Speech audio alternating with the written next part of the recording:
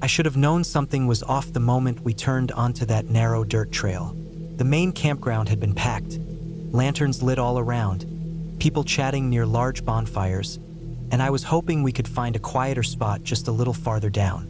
And quiet is exactly what we found, though I'm not sure it was the kind of peace we were hoping for. By the time we got out of the car, the sun had long disappeared, and my phone's flashlight barely lit up the small gravel area. My girlfriend gave me a look that said, "This is the best we can do." And our friend, a mix of excitement and nervousness, was already scanning the trees, probably wondering if we'd made a mistake choosing the farthest corner of the campground. I shrugged it off, pretending it was no big deal, but I couldn't shake that uneasy feeling in my gut, like something was about to get weird. Still, we got to work, the three of us awkwardly setting up our tents, the beams of our flashlights crisscrossing the dark. At one point, I managed to stab my thumb on a tent stake, muttering a string of curses under my breath. Every time a twig snapped, we'd freeze and stare into the dark. The silence around us was so complete, it felt suffocating, like the forest had decided to hold back all sounds. It made the hairs on my neck stand up every time the wind rustled through the leaves. Once we managed to get both tents set up, we started a small fire. Nothing fancy, just enough to cook a few hot dogs and keep our spirits up. The flickering orange light danced across our faces, and I swear the shadows around us seemed to grow taller. My girlfriend forced a smile, trying to pass off her nerves as curiosity, while our friend half-heartedly told a local ghost story she'd heard. A typical tale about mysterious sightings and unlucky hikers. But for some reason, everything felt a bit more tense here, out in the blackness. As we talked, our words faded too quickly into the night, swallowed up by the darkness before they could even echo back.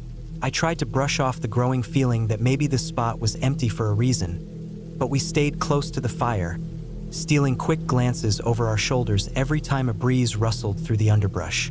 Despite trying to laugh it off, I think all of us were itching to crawl into our tents and hope the night passed without incident. Eventually, the flames died down to nothing but glowing embers. We poured water over them, snuffing out the last bits of light, and shuffled into our tents. My girlfriend and I in one, our friend in the other. Before I zipped up, I checked our surroundings with the flashlight one more time. Trees, gravel, the distant silhouette of the lake. Everything looked typical, but my stomach was still tied in knots, and I couldn't figure out why. Settling into my sleeping bag, I tried to brush off the strange vibe, convincing myself this was just another camping trip, a regular night in the woods. Everything would be fine by morning, I thought. I closed my eyes, hoping to drift off quickly. Little did I know that was just the beginning.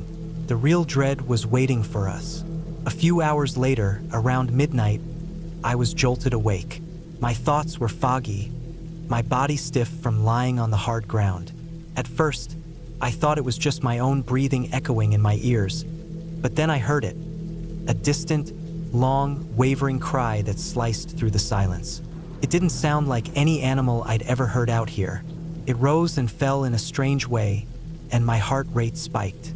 My girlfriend stirred next to me, grabbing my arm, clearly alarmed. The sound wasn't a coyote or an owl, both familiar noises. It had this eerie, warning-like tone, like it was calling us. I whispered that it was probably just an animal passing by, but the lie tasted bitter in my mouth. We lay there, straining to listen for any other signs of life. The howling suddenly stopped, and the silence that followed felt unnervingly complete, like the whole forest had paused to see how we'd react. Slowly, the tension lifted, and my girlfriend relaxed, but I couldn't shake that unsettling feeling. I tried to focus on the quiet sounds, the soft rustle of sleeping bags, the gentle breathing of our friend in the other tent, but the cry kept replaying in my head. Just as I was about to drift off again, I heard a faint scraping outside. At first, I thought it was the wind dragging a branch across gravel, but the noise had a rhythm to it, like careful footsteps circling around us. My heart raced. I convinced myself it was our friend stepping out for a late-night bathroom break. She'd said she was nervous about going alone. I called out her name, just loud enough for anyone nearby to hear, but no answer came. I decided not to investigate, hoping it was nothing. But a sliver of doubt lingered in the back of my mind. Exhaustion finally overcame me, and I drifted off again, but not for long. I woke up later, noticing a faint glow seeping through the tent walls. At first, I felt relief, thinking dawn had arrived. But when I checked my phone, it was barely 3 a.m. confused. I looked again at the faint light. It felt real, but when I peeked through a gap in the tent zipper, the woods outside were as dark as ever. It was like my eyes were playing tricks on me, or maybe the darkness was reflecting a distant glow in a way I couldn't quite grasp. My girlfriend stirred beside me, murmuring about bad dreams.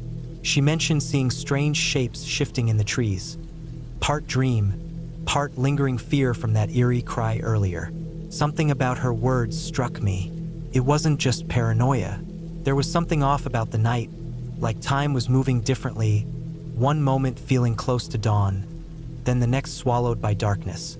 I tried to reassure her, muttering that we'd laugh at this in the morning. But the strange sensation wouldn't leave. The howling cry, the phantom footsteps, the weird false dawn. All of it felt connected, even if I couldn't make sense of it. Determined, I told myself that if we stayed zipped up in the tents and waited for the real sun to rise, we'd be fine. With her hand in mine, I let my eyes close again, my mind running wild with images of tall shapes and faint lights. But if I had known that the worst was still to come, I doubt I would have fallen asleep at all. I woke up suddenly, feeling like I was suffocating. Something was pressing down on the foot of my sleeping bag, holding my feet in place. My mind was in a daze, unsure whether I was still dreaming. Then my survival instincts kicked in, and I started thrashing around, screaming in a voice so raw I barely recognized it. My girlfriend jolted awake, eyes wide with confusion, grabbing at my arm, trying to calm me down, but I couldn't stop. My adrenaline surged, and it felt like the tent was closing in on me. Every movement was amplified by the darkness, like something was crawling over us.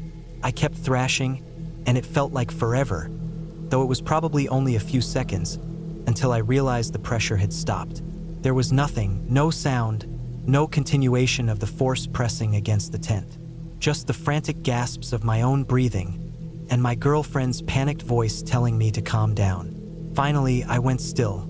My heart was pounding so loudly I could hear it in my ears. We sat there, frozen, not daring to speak above a whisper. Even the smallest movements felt deafening. We waited for something to follow. The sound of a zipper, footsteps, a growl, but we heard nothing. And somehow that was worse. The silence felt accusing, like the forest was mocking us for thinking we could handle a night here without consequences. I fumbled for my phone, checking the time, 4:25 a.m. My girlfriend murmured something about a recurring nightmare, shadows closing in, the feeling of being watched. Her words almost mirrored the tone of that strange cry we had heard earlier. We realized our friend must have heard me screaming, so we braced ourselves to leave. When we finally unzipped the tent, we sat there, listening for any sounds outside. We heard nothing. I turned on my flashlight, cutting through the dark. The beam showed only raw, pitch-black darkness. My heart raced as I crawled out, expecting to find some sign of a struggle, footprints or bent grass. But there was nothing. Just our second tent a few steps away and towering trees stretching into the black. I rushed to check on our friend. She peeked out, wide-eyed, clearly terrified, but unhurt. She said she hadn't left the tent all night. This raised even more questions. If she hadn't gone out, then who or what had made those footsteps, and what had pressed down on my tent? We exchanged a look of mutual understanding. We weren't staying another minute. My girlfriend and I tore into our tent, yanking out stakes, stuffing sleeping bags into their sacks. Our friend did the same, her flashlight shaking with every hurried movement. Even the slightest sound in the underbrush had me jumping, half expecting to see something lurking just beyond the trees. By 4:40 a.m., we had most of our gear packed, breath coming in frantic bursts. Our friend mentioned she, too, had thought dawn had come at some point, that eerie half-light. It made no sense, real morning was still hours away. We piled everything into the car, started the engine, and drove off. As the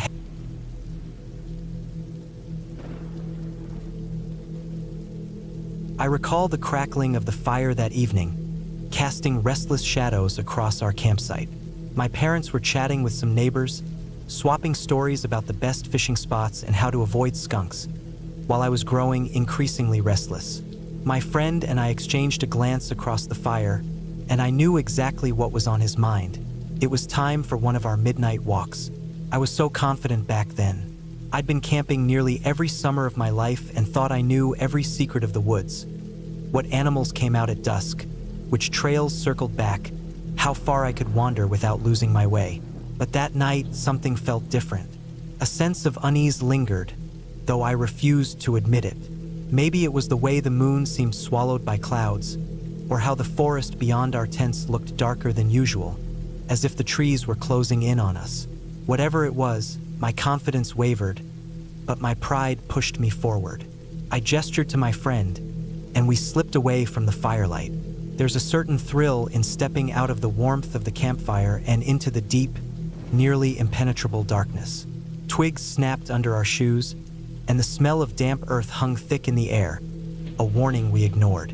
We usually stayed close to the edge of our campsite, just far enough to still see the glow of the fire through the trees. But tonight, we decided to venture deeper, further into the unknown. The farther we walked, the quieter it became. You'd expect a forest to be loud at night, full of crickets and nocturnal creatures, but the silence here was heavy, almost oppressive. It filled my head, and every small noise, like the rustling of a branch or the crunch of wet leaves, made me jump. My friend and I exchanged uneasy grins, but there was an unmistakable tension in the air. We both kept scanning the darkness between the trees, half expecting something to appear at any moment. After a while, it occurred to me that we were farther than we'd ever been. I looked back, hoping to spot a reassuring flicker of the campfire, but all I saw were shifting shadows. That's when I first heard what sounded like a voice, like someone whispering a secret right behind me. My body tensed. My friend turned on his flashlight, and the bright beam cut through the darkness. We both spun around, scanning the area, but there was nothing. Just the forest, twisted and knotted trees, fallen branches. No figures, no faces. I told myself I was overreacting, maybe it was just the wind, but there was no wind that night. The air was thick, still, and heavy. We stood there in uneasy silence, our breathing loud in the quiet. Eventually, we turned our flashlights off again, unwilling to let fear win. This was supposed to be our tradition, right? If we let the woods spook us every time, we wouldn't be as tough as we like to think. Still, we quickened our pace, deciding maybe we'd gone far enough for one night.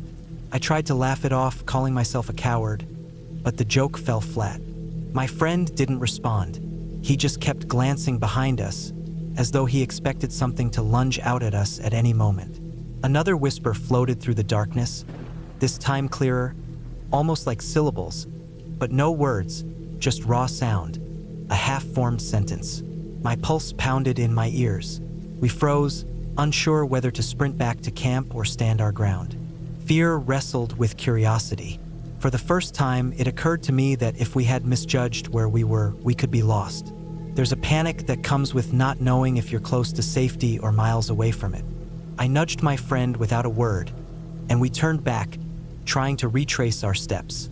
We wanted to believe we were still in familiar territory, but everything seemed different in the dark. Every twisted tree looked like an unfamiliar face, every shadow a hidden threat. The air felt charged, sending a prickling sensation up my arms. Then came the realization, this wasn't just the usual forest sounds. Something was out here, making these noises, and it didn't feel like a wandering camper or a creature moving through the trees. Felt wrong. We walked faster, my flashlight trembling in my hand.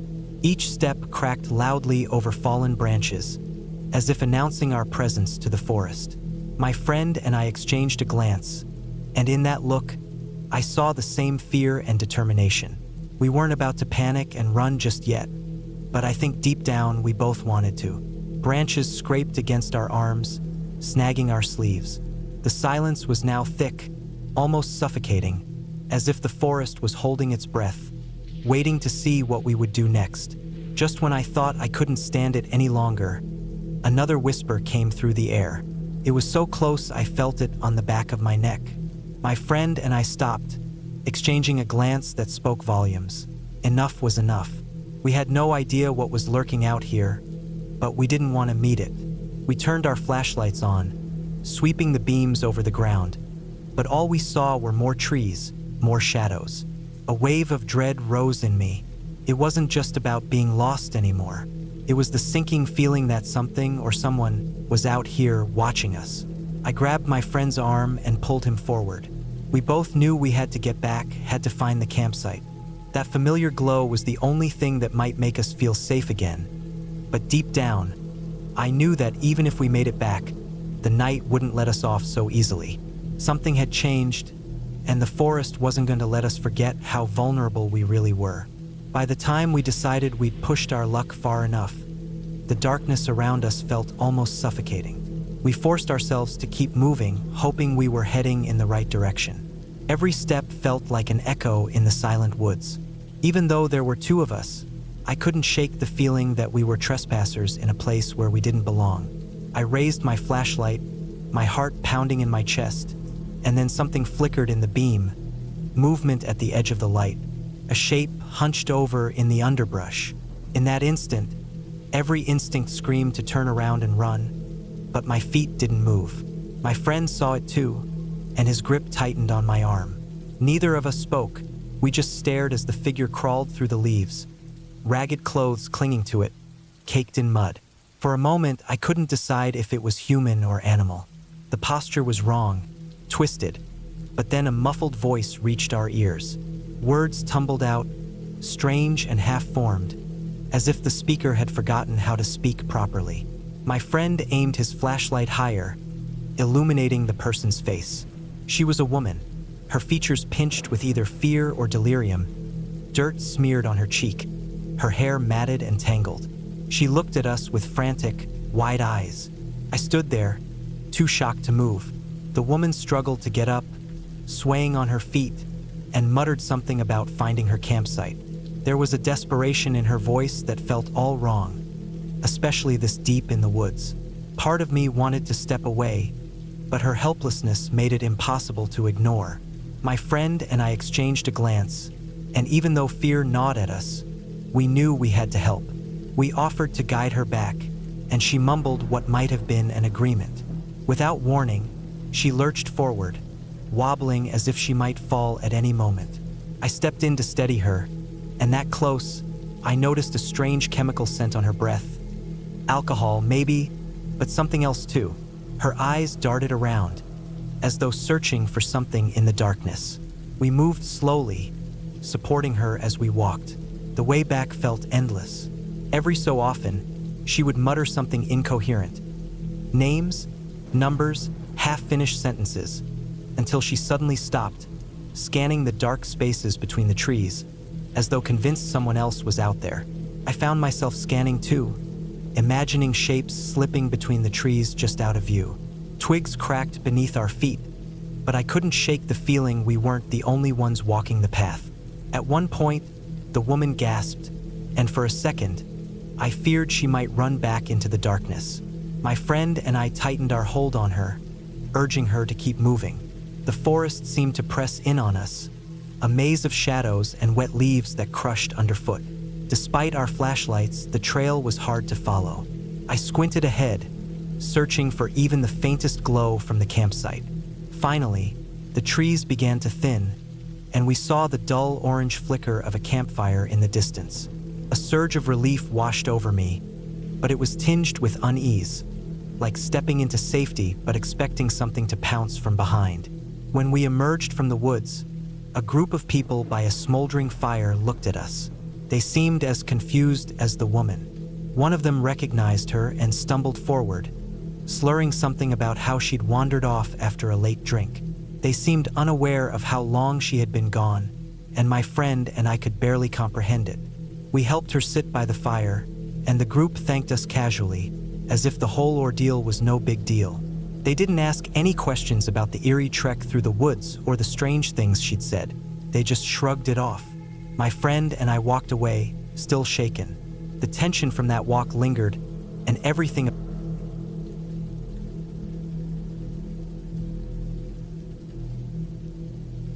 I arrived in the valley late in the afternoon, determined to escape the noise of daily life and leave all my deadlines behind. The quiet was almost overwhelming. No cell service, no crowded campsites, just the occasional bird call echoing through the hills. The plan was simple: set up camp before dark and enjoy some well-earned peace. However, I misjudged my time on the trail, and as the sun started setting, its orange glow barely lit my path when a stranger appeared on the trail. He introduced himself casually, like it was completely normal to run into someone out here in the middle of nowhere. I can't explain it, but his calm tone put me at ease. He asked if I was looking for a spot to camp and pointed me toward a secluded area near the river. He described it as being close to the road but hidden from view, which sparked my curiosity. Part of me wanted to ask why it was tucked away, but I held back, too grateful for the tip to question it. We moved through some thick brush, and I kept glancing back, half expecting to spot a main trail, but all I saw were shadows. The man led me to the exact spot: a fire pit with worn rocks, a clearing just big enough for my truck, and the sound of the river nearby. He nodded, mentioned I'd likely have the place to myself, and walked off as quickly as he had appeared. At first, it felt magical, like I had found a hidden gem.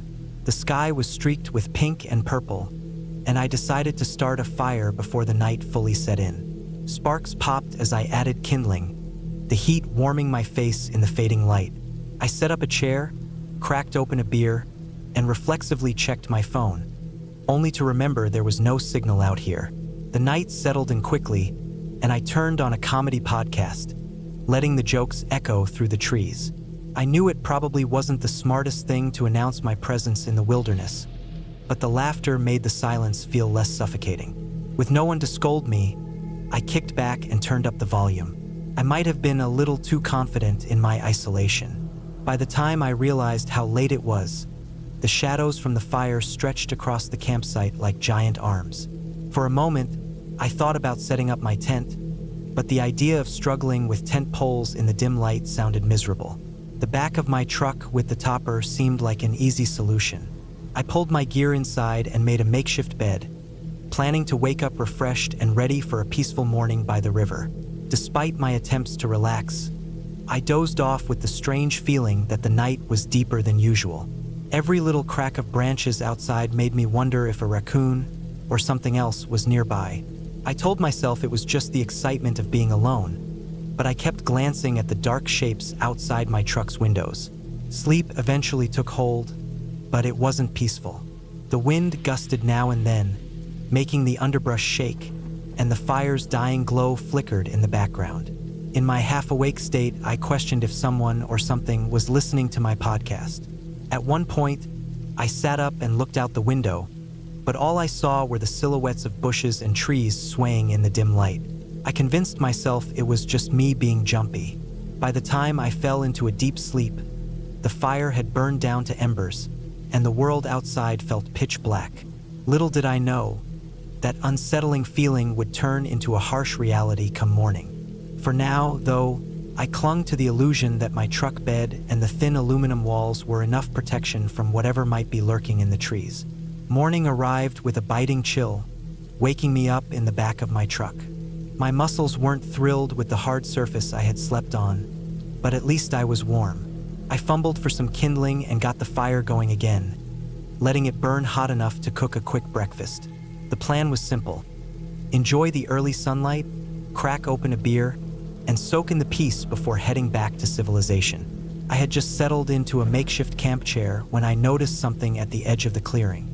At first, I thought it was just some local wildlife coming to investigate my leftover food, but as my eyes adjusted, I realized it was a person. A tall, ragged figure, nearly swallowed by layers of dirty clothes and bags.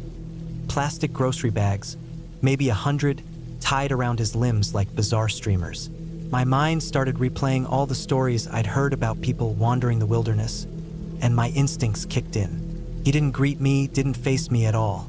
He shuffled around the perimeter, pausing now and then, as though unsure whether to approach or leave. Everything felt off. I waved a hand in greeting, trying to sound casual. "Morning," I said, but he didn't respond. Instead, he just kept pacing. It felt like some strange standoff, and I tried not to let it show. I offered him some breakfast, thinking a hot meal might calm whatever was going on with him. But he only took a couple more steps, the plastic bags rustling with each movement, unsettling me more than anything he could have said. My instincts were on high alert now. I kept my bear spray and knife within arm's reach, hoping I wouldn't need to use them. Maybe he was just hungry or confused, but I called out again and offered him a beer. This time, he didn't even turn his head. He never looked at me, not once.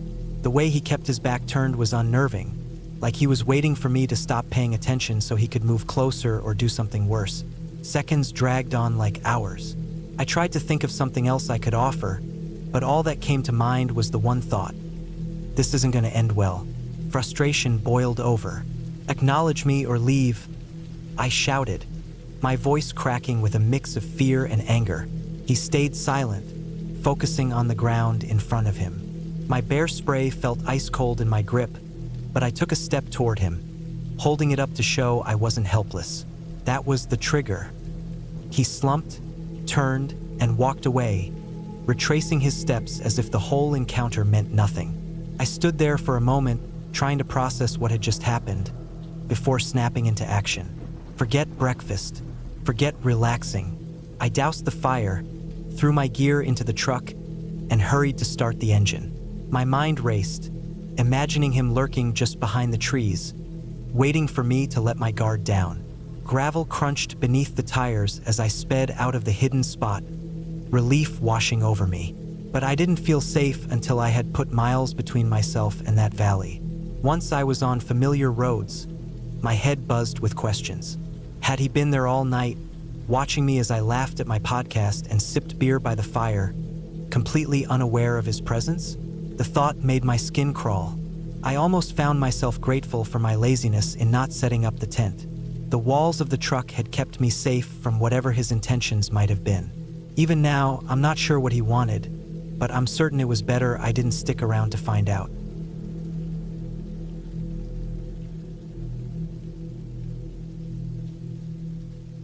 I've been camping for years, but there's one trip that still makes me question how safe we really are in the wild. My wife and I chose a remote spot, famous for its towering pines, hoping for some peace and quiet. The drive there felt pretty normal. Dusty roads, a few deer darting across our headlights, and the usual quiet of the deep woods. But when we stepped out of the car, there was something off. It was unnervingly still. No rustling leaves, no chirping birds, just this thick, uneasy silence. We set up our tent under a cluster of those towering pines, the ground thick with old spongy needles. The sky was a dull gray, and a cool breeze swept through, making us glance around as if we were expecting someone else. I tried to push aside the uneasy feeling. After all, we came out here for solitude. But as the day dragged on, the wind grew stronger. Just before sunset, it started slamming against the trees, howling in a way that made it feel alive. My wife shot me a worried look, but I kept my cool, feeding the fire to keep up morale. Above us, the clouds twisted into an angry swirl, and the branches began snapping one by one. Each crack felt like an alarm bell. We looked up, trying to spot which tree might fall first. Night came quickly, and with it, a sense of vulnerability. We crawled into the tent, but then we heard a loud crack in the distance, followed by a deep thud that shook the ground. The wind slammed into the tent, and I braced myself, expecting the whole thing to tear apart. Every time the wind howled, I half expected a branch to come crashing through. It felt like the forest was angry with us for being there, reminding us that we were intruders. At some point, I thought I heard footsteps outside, slow and erratic, like someone walking carefully between fallen branches. My wife whispered my name, her voice trembling. I acted like I hadn't heard, knowing there was no way I would step outside to investigate. Every crack and snap outside made it seem like the world was coming apart. Dawn came, and we were greeted with a campsite that looked like it had been through a storm. Large branches were scattered everywhere, our fire pit half covered in debris. We were lucky the tent didn't get crushed. As we packed up, I noticed something strange: fresh footprints in the mud. They didn't match our boots. I brushed it off as a trick of the light, trying not to alarm my wife, but I couldn't shake the unease. We left quickly, but something deep in my gut told me we weren't alone. We had come for a peaceful weekend, but the forest had other plans.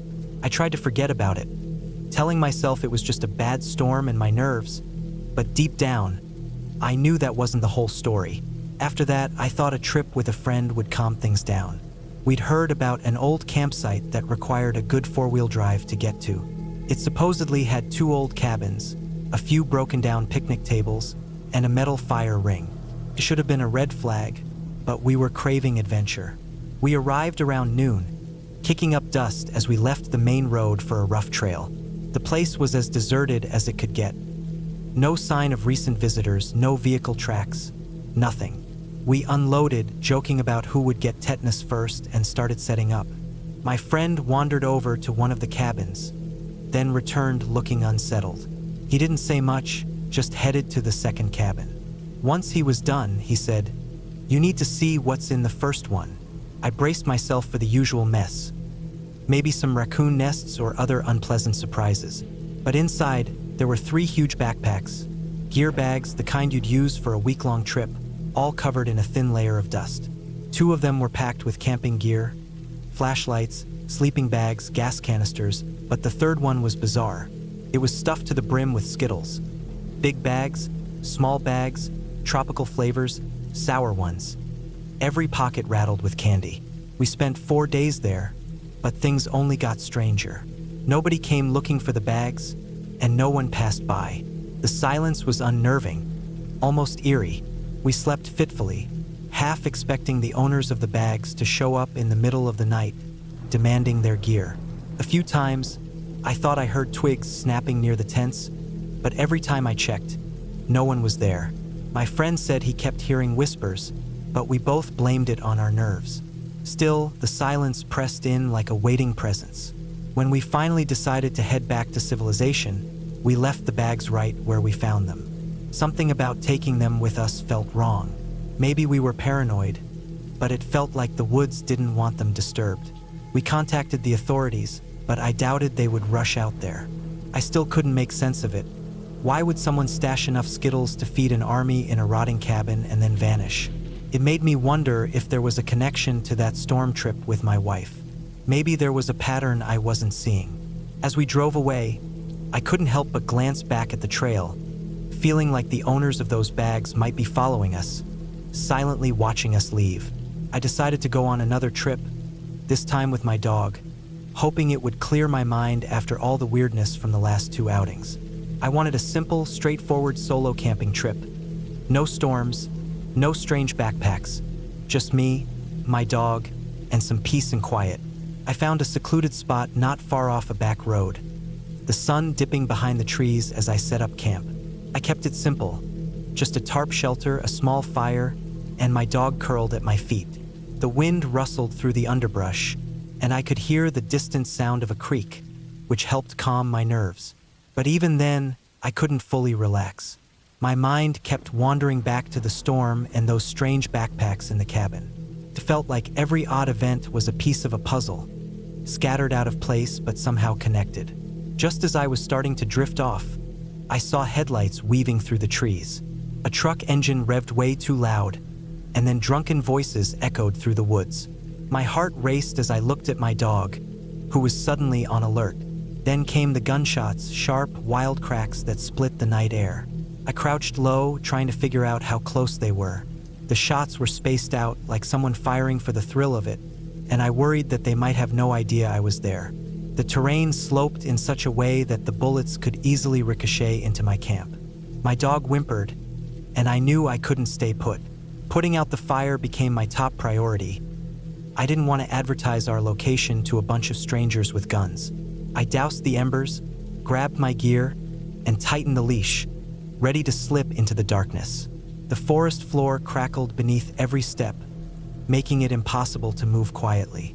I kept worrying that I might run into footprints like the ones I'd seen before, but the gunshots kept me moving. We weaved through the trees, ducking whenever another volley of shots rang out. My mind churned with questions. Was this just a coincidence? Or was there something more to it? The storm, the backpacks, the gunshots, it all felt connected in some way, but I couldn't put it together.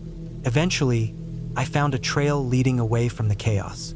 The shots faded into the distance, replaced by the sound of my own ragged breathing. I don't know how far I walked, but when I finally stumbled onto a service road, I felt a wave of relief. My dog stayed close to me, sensing the shift. When I stopped to catch my breath, the night seemed unnaturally still, reminding me of the silence before the storm. For a moment, I thought I saw movement at the edge of my flashlight beam. Person, or just shadows. I froze, but nothing happened. If someone was watching, they stayed hidden. Part of me wanted to call it quits and find a motel, but I felt the strange pull to figure out what was happening. Was it all in my head? Could I really be that unlucky?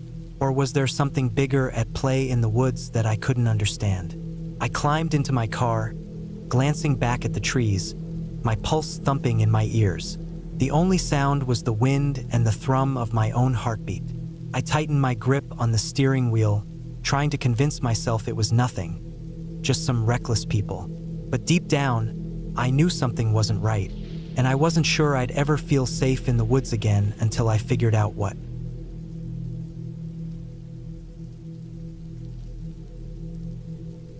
The day began at my friend's house. The storm from the previous night had finally passed, but the air outside felt charged. It wasn't just the lingering humidity.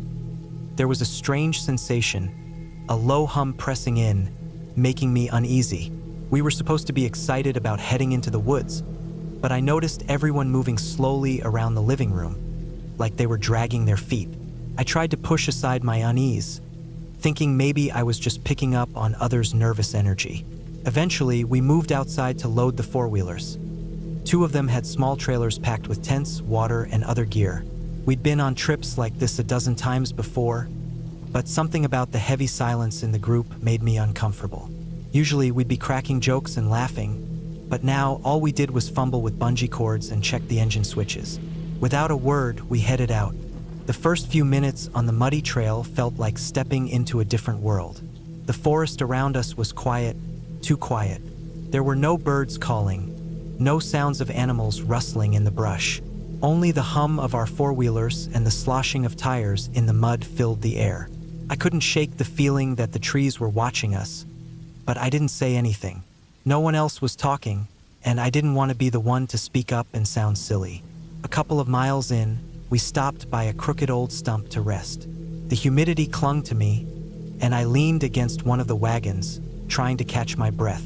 That's when I saw something move across the path, maybe a few dozen yards ahead. It could have been a deer, I thought, though it was too upright and too fast. My friend's face went pale, but he shrugged it off quickly. We all felt the tension in that moment, like we'd seen something that didn't quite belong. Still, we hopped back on the four-wheelers and continued deeper into the woods. The trail became more difficult. Fallen branches and slick ruts slowed us down. We had to detour more times than I could count, and the daylight seemed to slip away faster than it should have. The forest around us grew darker, as if the day was rushing to an end. Every time someone stopped the engine to find a new path, the silence was suffocating. I thought I heard a few faint snaps in the underbrush, but when I looked, I only saw wet leaves and twisted trees. By the time we finally reached the campsite, my shirt was sticking to my back, and my pulse was racing. Something about the whole trip felt wrong, and I had no idea how much stranger things were about to get. We dragged our gear into a small clearing, and by then, the daylight was already fading fast. It felt like we had stepped into a place where something was hiding, just beyond our sight. We spread out, each of us trying to find a spot to set up our tents, exchanging nervous glances whenever a twig snapped or the wind rustled the leaves overhead. The air was thick and sticky, and the silence felt unnatural. No birds called, no animals stirred. It was as if the whole place was holding its breath. We were all exhausted from the ride, but no one mentioned packing up and leaving. Instead, we hurried to set up camp. I shoved tent stakes into the damp ground with shaky hands, while my friends gathered dry branches for firewood. The plan was to get a fire going quickly, hoping it would drive away the uneasy feeling that had been gnawing at us all day. At first, I thought the tall shape standing between the trees was just another twisted trunk, long and narrow, blending into the dim light. But then it moved.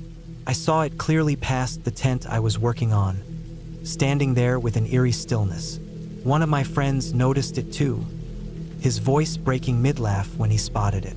We froze, waiting for it to do something, anything, but it just stood there. And then, faster than I could process, it darted deeper into the woods, moving in a way that didn't make sense. Our group gathered around the fire pit, eyes flicking from one shadow to the next. The first sparks catching felt almost like a shock, but the glow of the flames warped the shadows around us, playing tricks on my mind.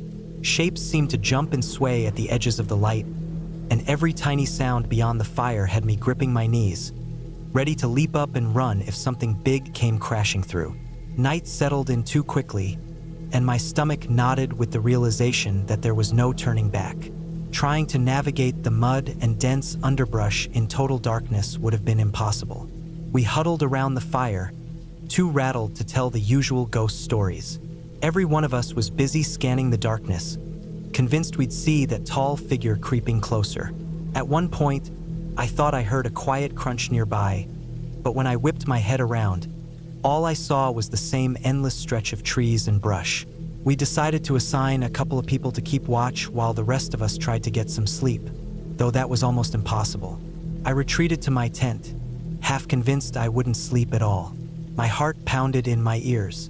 A faint lantern glow illuminated the space, revealing how clammy my hands were. I lay there, straining to hear anything unusual. Occasionally, someone would call out from near the fire, just to make sure we were all still there. The worst part was the silence between those calls. Every pause made me imagine that figure drawing closer, step by step.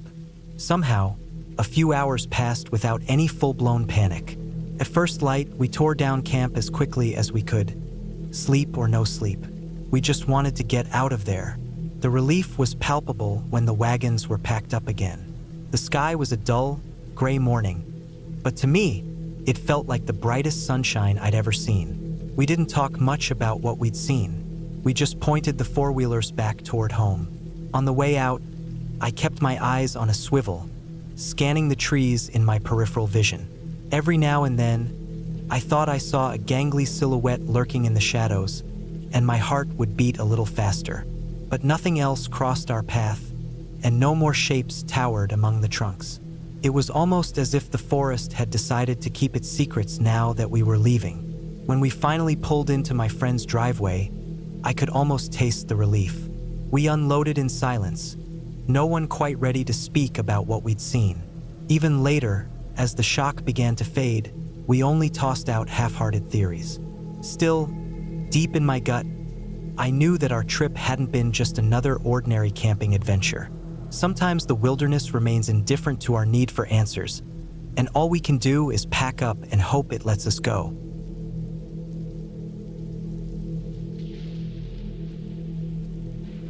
I remember settling into our little tent that evening, feeling a sense of calm anticipation. It was just my husband and me, tucked away in a quiet corner of the woods. We'd spent the day hiking along winding trails, admiring the constant hum of wildlife in the distance. By the time we set up camp, I was exhausted in that satisfying way that usually promises a restful sleep. Somewhere after midnight, I woke up. The first thing I noticed was the heavy darkness, broken only by the faint glow of moonlight seeping through the fabric of our tent. My eyes scanned the surroundings, trying to adjust. Then it hit me. I needed to step outside for a bathroom break. Nothing out of the ordinary, just one of those moments when nature calls at an inconvenient hour. I hesitated for a second, but I knew I wouldn't be able to fall back asleep without taking care of it. I glanced over at my husband, careful not to wake him. He was still asleep, breathing steadily and calmly. I was about to slip out quietly when I heard a strange sound, cutting through the stillness. A slow, deliberate scratching noise, like fingers dragging across the ground. My mind raced. Maybe it was just a curious animal, but this sound felt different. It was too calculated, too methodical. I held my breath, waiting to see if the noise would fade. When it didn't, I gathered the courage to unzip the tent just a little. A sliver of moonlight spilled in, lighting up the forest floor. At first, all I could see were the shadows of bushes and the tall outlines of tree trunks. Then, I noticed movement, a figure a few feet to my left. It took a moment for my eyes to focus, but then I saw her. A young woman, her tangled hair hanging around her face in clumps. She was so close to our tent that I couldn't figure out how she'd gotten there without us hearing her. She was kneeling, digging into the soil with her bare hands, scooping up clumps of dirt like she was searching for something. Her movements were slow, almost like she was in some kind of trance. I tried to steady myself, but my heart was racing in my chest. I kept glancing back at my husband, who was still fast asleep, completely unaware. For a moment, I froze. The idea of confronting a stranger in the middle of nowhere terrified me.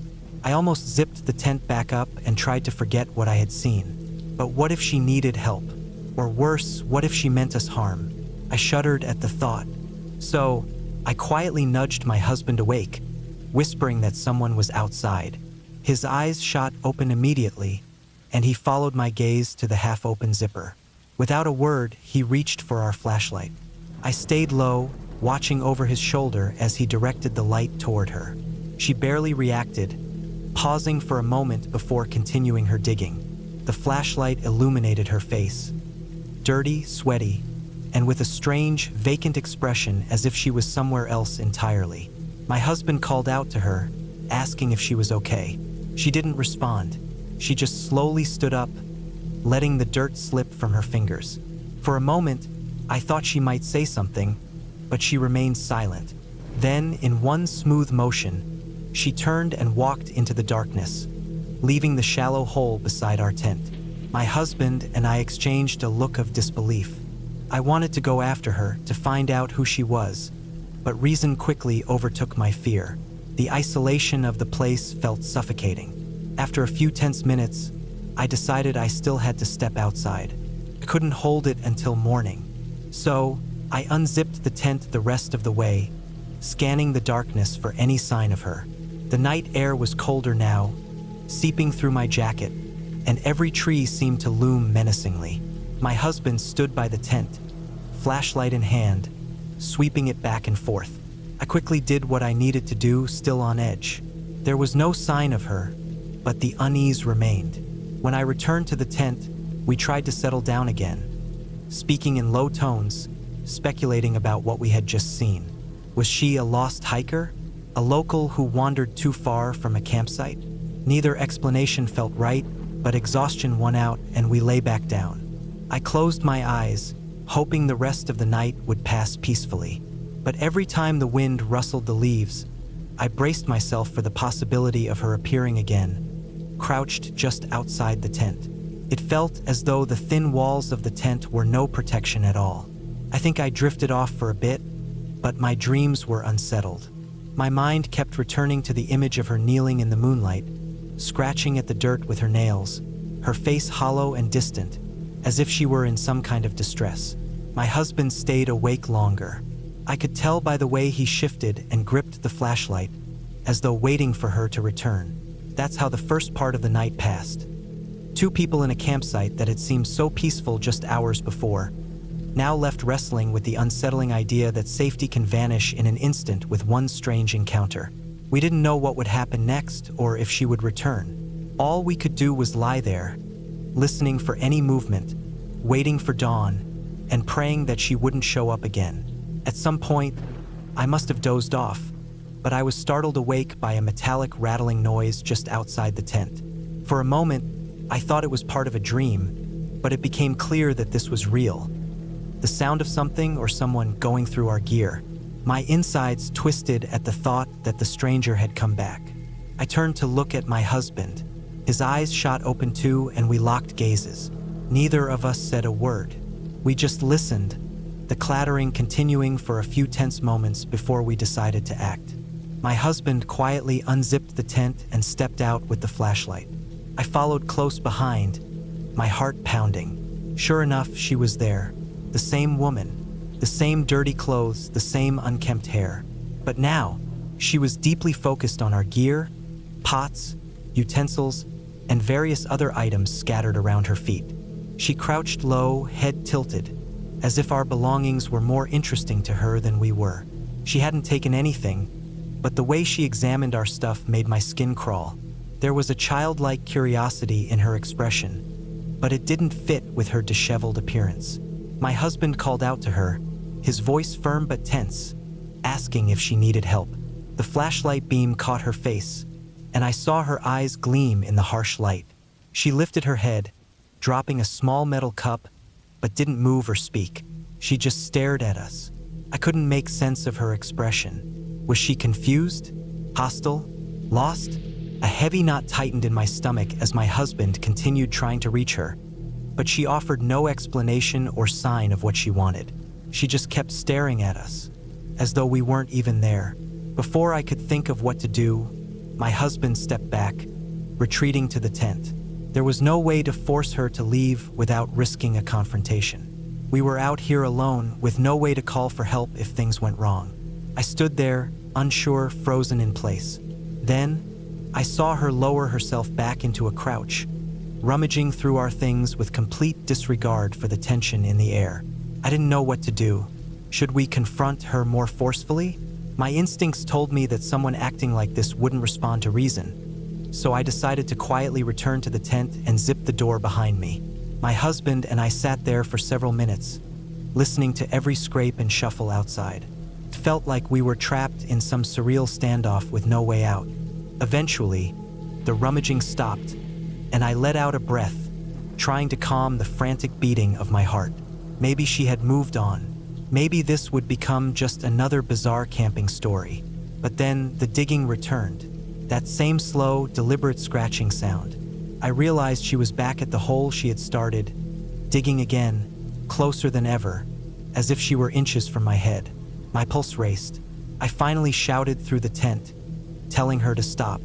As soon as the words left my mouth, there was a frantic shuffle, like an animal tearing through the brush. I scrambled to peek outside, but by the time I got the zipper halfway open, she was gone. Just darkness and the soft rustling of leaves. We didn't sleep after that. Every small noise made my heart race, and the minutes seemed to drag on endlessly. My husband kept a firm grip on the flashlight, occasionally shining it through the tent's fabric to see if she was out there. The forest felt thick with tension, and I couldn't keep my eyes shut for more than a minute before something would make me snap awake. Dawn finally came, a weak sliver of light breaking through the trees. We cautiously unzipped the tent, feeling like intruders on our own campsite. Our gear was scattered across the area. Pots, water bottles, clothes, everything she had touched and inspected. But the most unsettling thing was the hole, nearly a foot deep, right next to our tent. There was no reason for it, just a hole, as if that had been her sole objective. We searched the area, but she was nowhere to be found. No footprints, no sign of her tent or belongings. Just our stuff, abandoned in disarray. We collected what we could, still half expecting her to appear from behind a tree, but she didn't.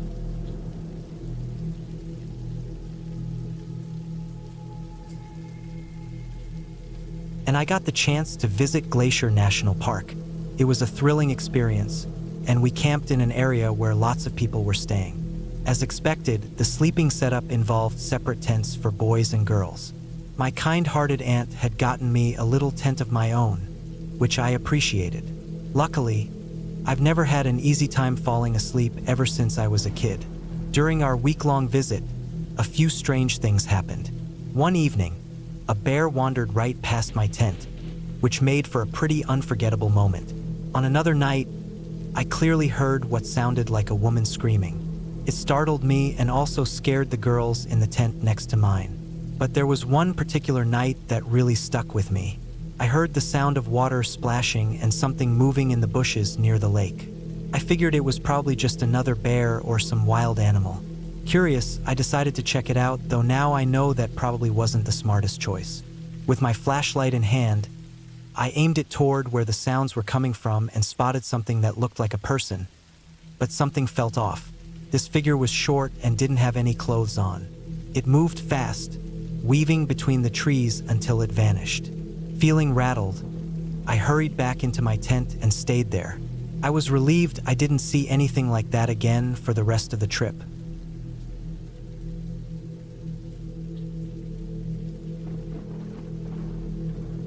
Rock Island is a state park located at the tip of Door County, Wisconsin, on the shores of Lake Michigan.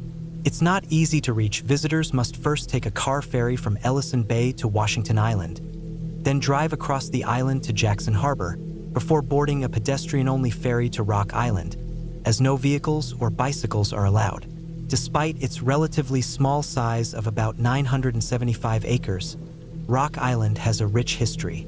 In the early 1600s, it was inhabited by a tribe of Potawatomi Native Americans and a small fishing village of European settlers. Tensions between the two groups were common, and there were occasional violent incidents, but they mostly coexisted peacefully.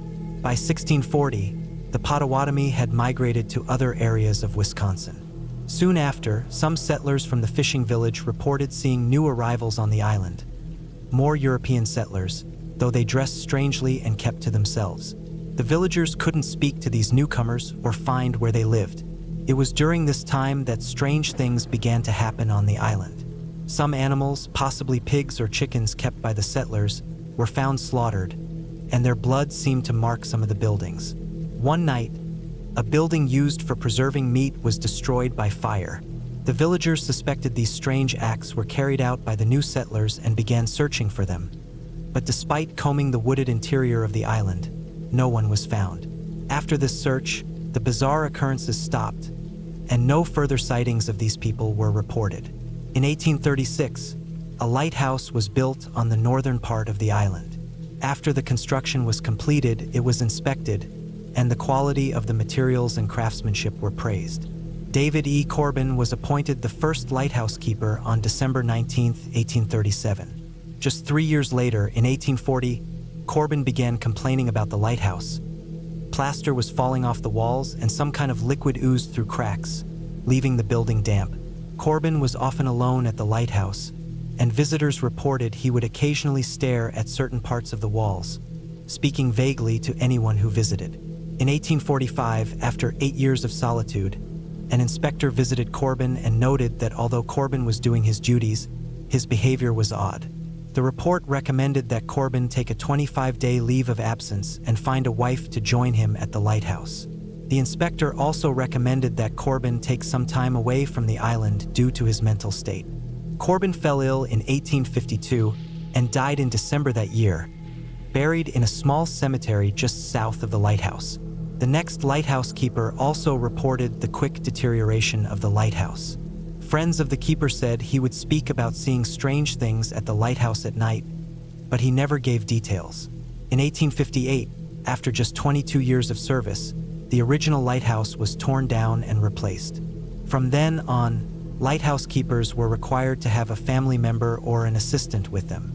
Strange occurrences were no longer recorded in the lighthouse log, except for occasional storms and shipwrecks, until January 20th, 1876, when the keeper, named Betts, reported seeing two men trying to row to the mainland from Washington Island.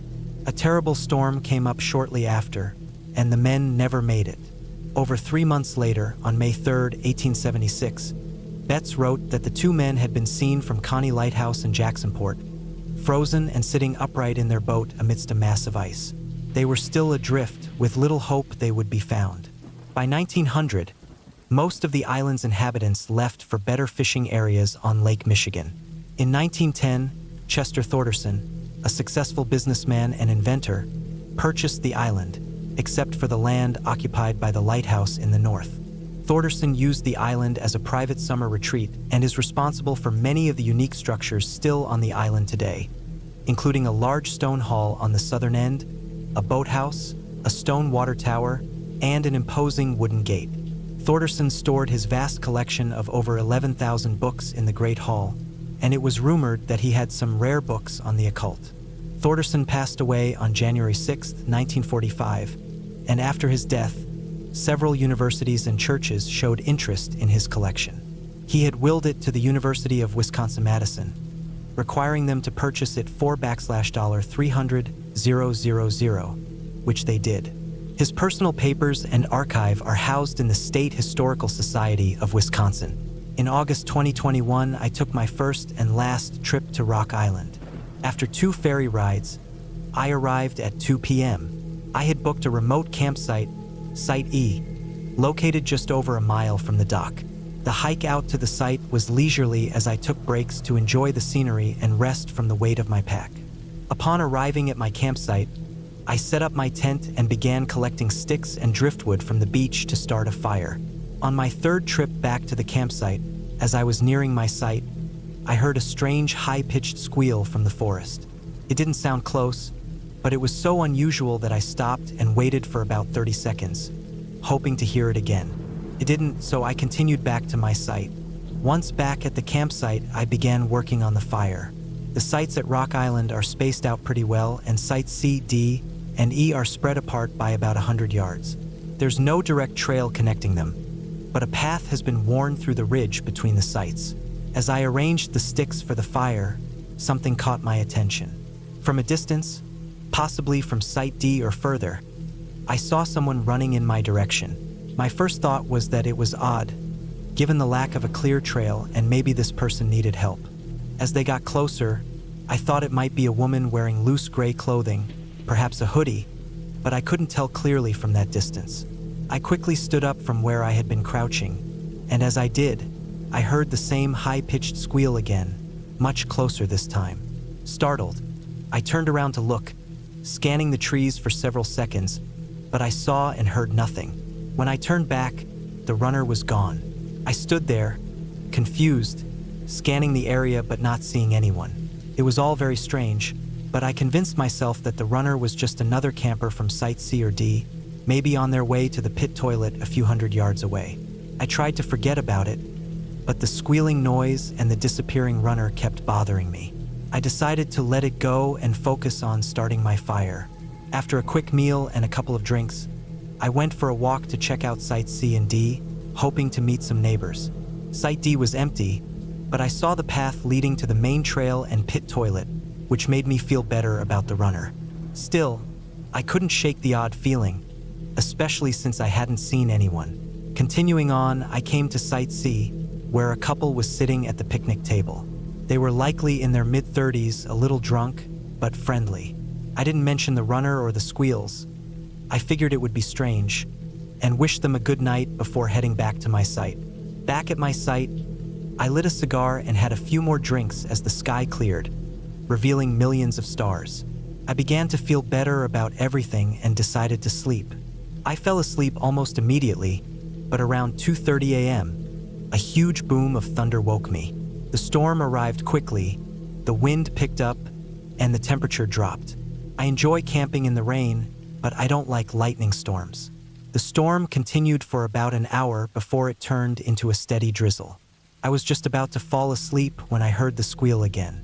My eyes shot open, and I lay still in the dark, listening. The squeal was loud and close, and I knew there weren't any dangerous animals on the island. Still, the sound unnerved me. It sounded like a pig or something similarly upset, but I wasn't sure. Then I heard footsteps outside my tent. The sound was somewhat muffled by the rain, but it was definitely a large animal or a person walking around. I sat up, holding the knife I kept with me, trying to calm myself. I kept telling myself it was just an animal. It couldn't hurt me, but the footsteps moved away, and I waited for another 10 minutes without hearing anything. I tried to convince myself to go back to sleep, but just as I was about to lie down, there was a very loud squeal right outside my tent. My heart stopped, and a cold shiver ran down my spine. I held my breath and managed to whisper, "Get out of here," as firmly as I could. After that, I didn't hear any more squeals or footsteps, but I didn't sleep. I lay in my tent for an hour, then kept my eyes open until the sun came up. At about 7 a.m., I decided I couldn't stay in my tent any longer. I stepped outside to relieve myself and immediately saw that my picnic table had been overturned. I felt surprisingly calm at first, but as I looked around, I thought, this is it. I'm leaving today. I checked my surroundings, and nothing else seemed out of place. I convinced myself the wind must have blown the table over during the storm, even though it didn't make much sense considering how heavy it was. Still, I had to rationalize it somehow. I made some cold coffee and had breakfast, feeling better. After eating, I decided to go for a hike. I had come to the island for the 7-mile Thorderson Loop Trail.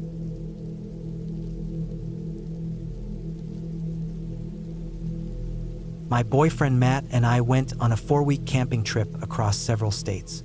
Everything had been going smoothly until the night of October 8th.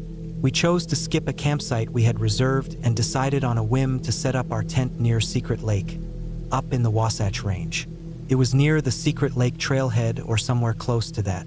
We left our car around 3 o'clock in the afternoon at the Albion Basin area, though the campground was closed for some unknown reason. I admit I was a little uneasy because it was our first time trying dispersed camping and we didn't have the right gear for backpacking.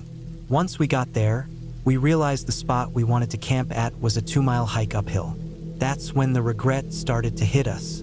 We had a reserved campsite down in Richfield, Utah, but decided to skip it last minute. After complaining to each other for a bit and having a big lunch so we wouldn't need to carry food, we loaded up our backpacks with the warmest stuff we had to get through a night that was expected to drop to around 25 degrees. We began walking up the trail, passing the occasional group or couple heading downhill. As we kept moving, we both got this weird sense like we didn't even know why we were doing this. It felt like we should have just stayed in a motel instead of pretending to be outdoorsy for one night. Still, we felt like we had a point to prove, so we pushed forward. Eventually, we reached Secret Lake, completely deserted.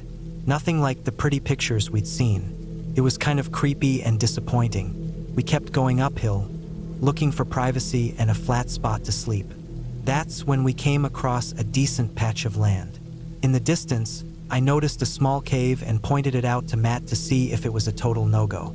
He went to check it out and came back saying it looked like a tiny space an animal might crawl into. Not a big deal. We set up our tent as the sun dipped down quickly, played a card game, bundled up, and decided to crash early around 8:30 that night since we wanted to leave right at sunrise. We both slowly drifted off, but after what felt like maybe 30 minutes, I snapped awake at exactly 11:24 p.m. I'd never felt anything like it before.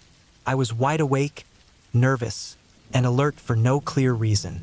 It felt like there was just no way I could sleep again. Even though I had been fine earlier, Matt was still out cold, so I let him sleep and just laid there quietly trying to hear anything. But there was nothing, just dead silence. Around midnight, Matt started to move a bit. Thank God, because I really didn't want to be awake and alone. I told him I couldn't sleep. He told me to try and rest my eyes since we were leaving early anyway. I didn't want to sound like a kid, so I agreed, though I was honestly pretty freaked out. That only lasted a few minutes though, because Matt couldn't fall asleep again either. We ended up lying there trying to doze off when I finally whispered that I was scared. We both agreed to just make it through the night, especially since it was nearly 2:30 a.m. and we had a small axe and a pellet gun with us, so we figured we were fine. But just 5 minutes later, we were both wide awake again when Matt suddenly sat straight up. The speed of it made my chest seize up. I whispered, asking what was wrong. "Listen," he said. "I swear to God." We both clearly heard the sound of someone walking in gravel, heavy boots, approaching the tent. The steps got closer, paused, then continued slowly to the opposite side of the tent. I felt my face go ice cold. It all happened in maybe 10 seconds, but my brain exploded with a million thoughts. For a second, I thought it might be a ranger coming to tell us we weren't allowed to camp there. So I called out, "Hello?" because I was so sure someone was standing there. 2 or 3 seconds after that, Matt grabbed the pellet gun and flew out of the tent, ready to confront whoever it was because he definitely heard it too. I followed him right after, but there was nothing, absolutely nothing. We both heard those steps, clear as day, crunching gravel, getting closer, but nobody ever walked away. There were no sounds of retreat. We barely spoke a word to each other as we started shoving our things into our packs. constantly checking behind us and feeling completely watched. We rushed down the mountain trail as fast as we could, using only the moonlight to see. We were too scared to even use our headlamps. Those 25 to 30 minutes were easily the most terrifying of my life. I kept expecting to see someone behind us every time I glanced back. When we finally reached the car, we jumped in, locked the doors, and sped down the mountain, shaken and nearly silent the entire time. We got to Sandy just before 3:30 a.m. and ended up sleeping in a brightly lit grocery store parking lot. Since then, we've talked a lot about that night, and we both still get chills thinking about those footsteps. Neither of us can explain it, and both of us are still disturbed by it.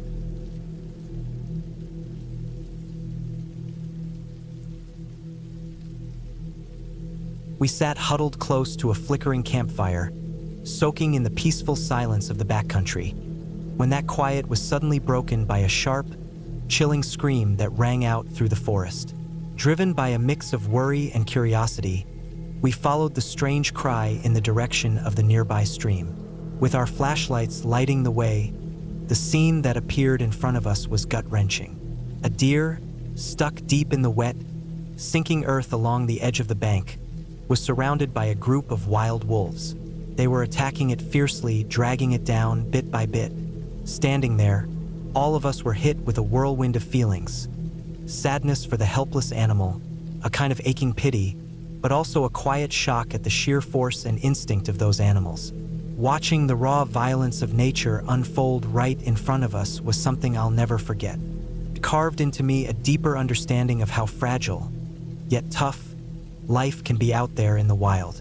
It reminded me how everything out there survives in a delicate, constantly shifting balance. This moment took place nearly 16 years ago when I was on a long-distance running team in high school.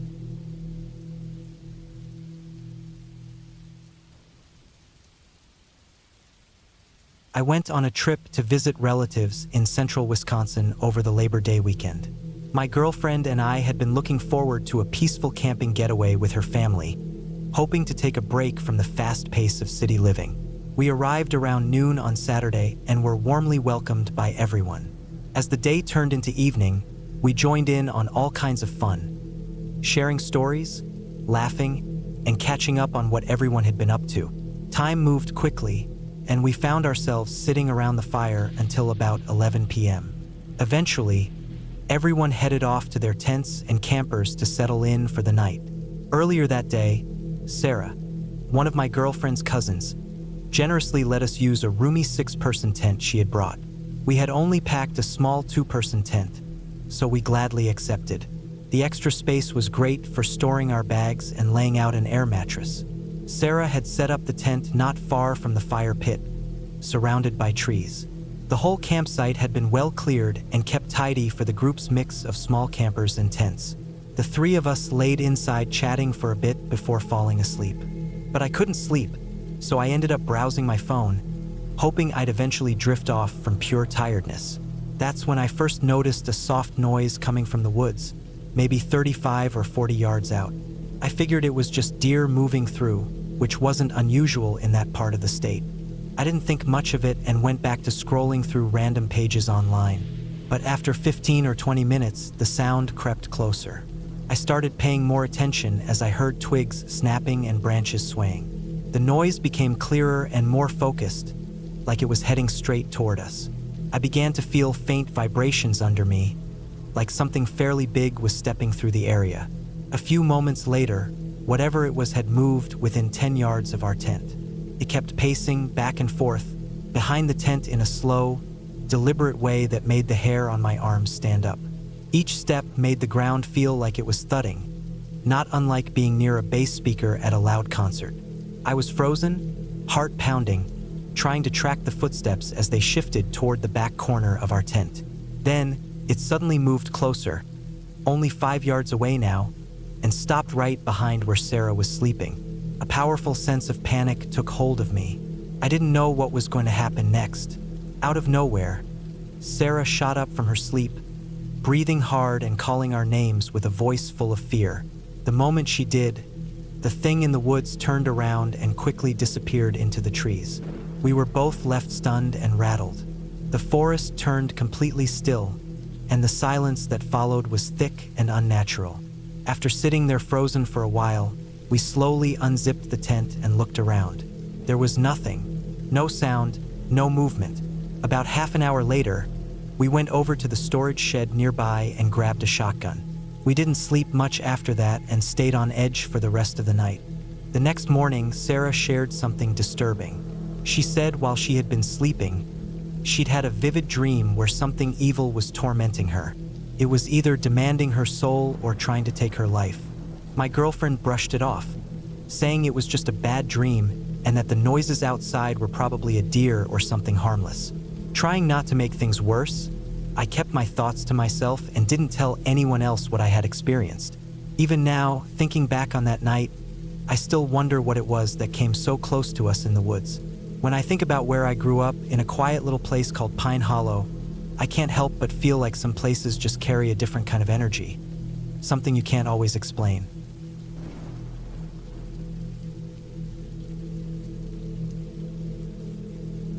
I spent a lot of time in the woods during my service in the Army.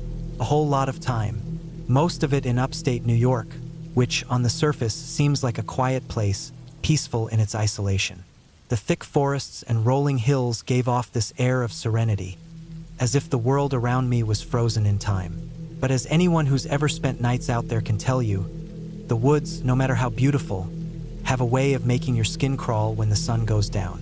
I was 24 when I was first sent out there, part of a small unit in the Army doing some field training exercises.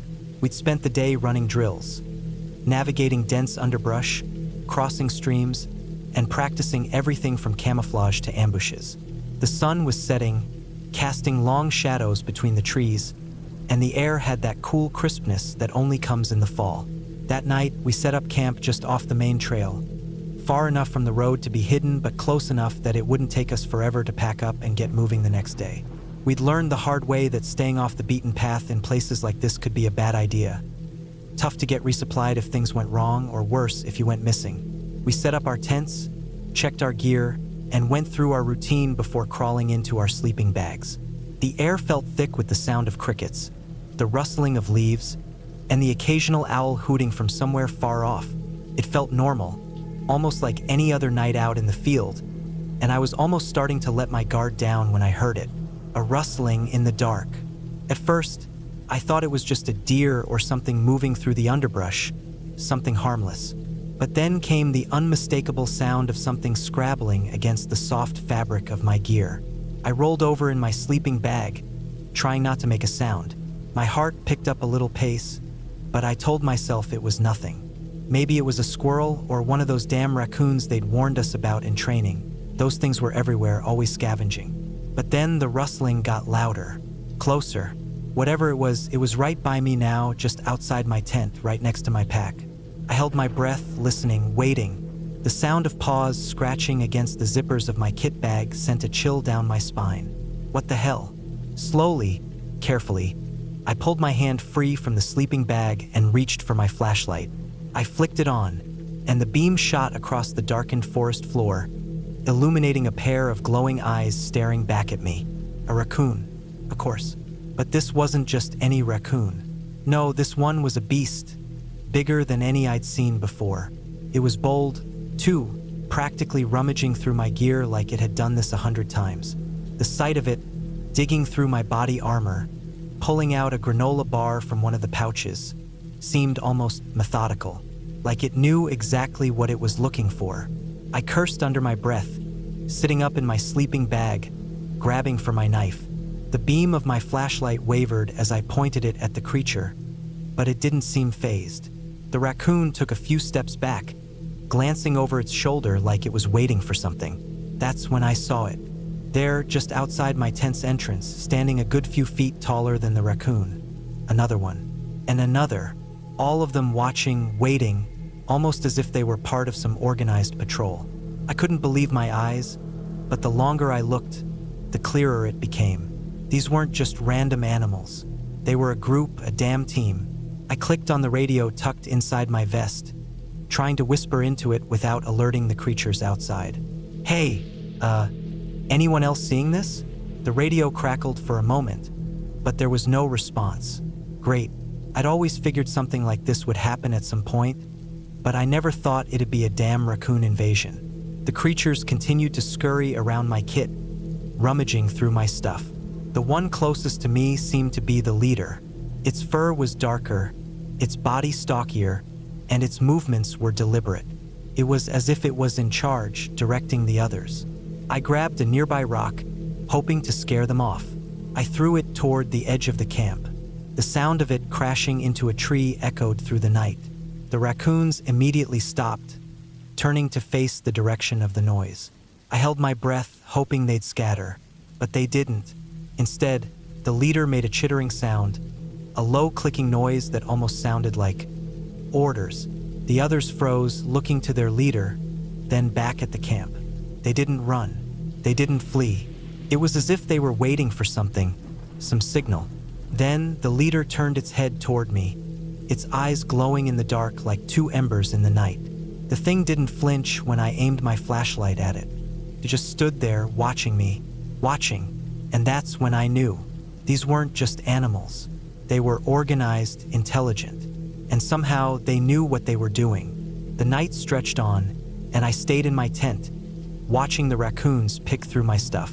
I wanted to make a move, but I couldn't risk alerting the rest of them, or worse, waking up the entire camp and getting someone hurt. I just had to wait, watch, and hope the night passed without incident. I don't know how long I lay there, listening to the steady rustling of paws against fabric, the flick of tails against the underbrush, but eventually, the raccoons began to retreat. One by one, they vanished into the night, their glowing eyes fading into the darkness. When the last one disappeared, I exhaled. My heart was still pounding, but at least I could breathe again. I waited a few more minutes, listening for any signs of their return. When I heard nothing, I finally unzipped my tent and stepped outside. The night was still, peaceful again, like nothing had happened at all. The camp was quiet, save for the distant chirp of crickets. But I knew something had changed. There was no mistaking it now. The raccoons had been organized, led by something bigger than the rest of them, something smarter. The next morning, I didn't tell anyone about the raccoons. Who would believe me? But as I packed up my gear, checking through the zippers on my pouches, I noticed something. The food I had stashed in my kit, things I knew I hadn't eaten, was gone. All of it. They hadn't just taken what they needed, they'd stripped me clean. And that wasn't the worst part. The worst part was the faint scratches on the sides of my body armor, as if something had carefully, methodically pried it open, trying to get to the contents inside. It wasn't a fluke. It wasn't just a raccoon being a raccoon. It was something else. As we packed up and moved out, I kept my eyes on the trees, scanning the dark shadows between the trunks. I didn't see anything, but I couldn't shake the feeling that I was being watched. The thought stayed with me all day as we hiked out, and I wondered if the others had noticed the same thing. That night, when we set up camp again, I was more careful about securing my gear. I triple-checked everything, made sure every zipper was locked tight, and even set up a perimeter just in case. I still wasn't sure what had happened the night before, but I wasn't going to take any chances. The rest of the training went on without incident, but I never forgot that night. Those raccoons, organized, coordinated, and clever, had left an impression on me. They were like a small army of their own, and as I moved through the woods after that, I kept my eyes open, always wondering if they were still out there, watching.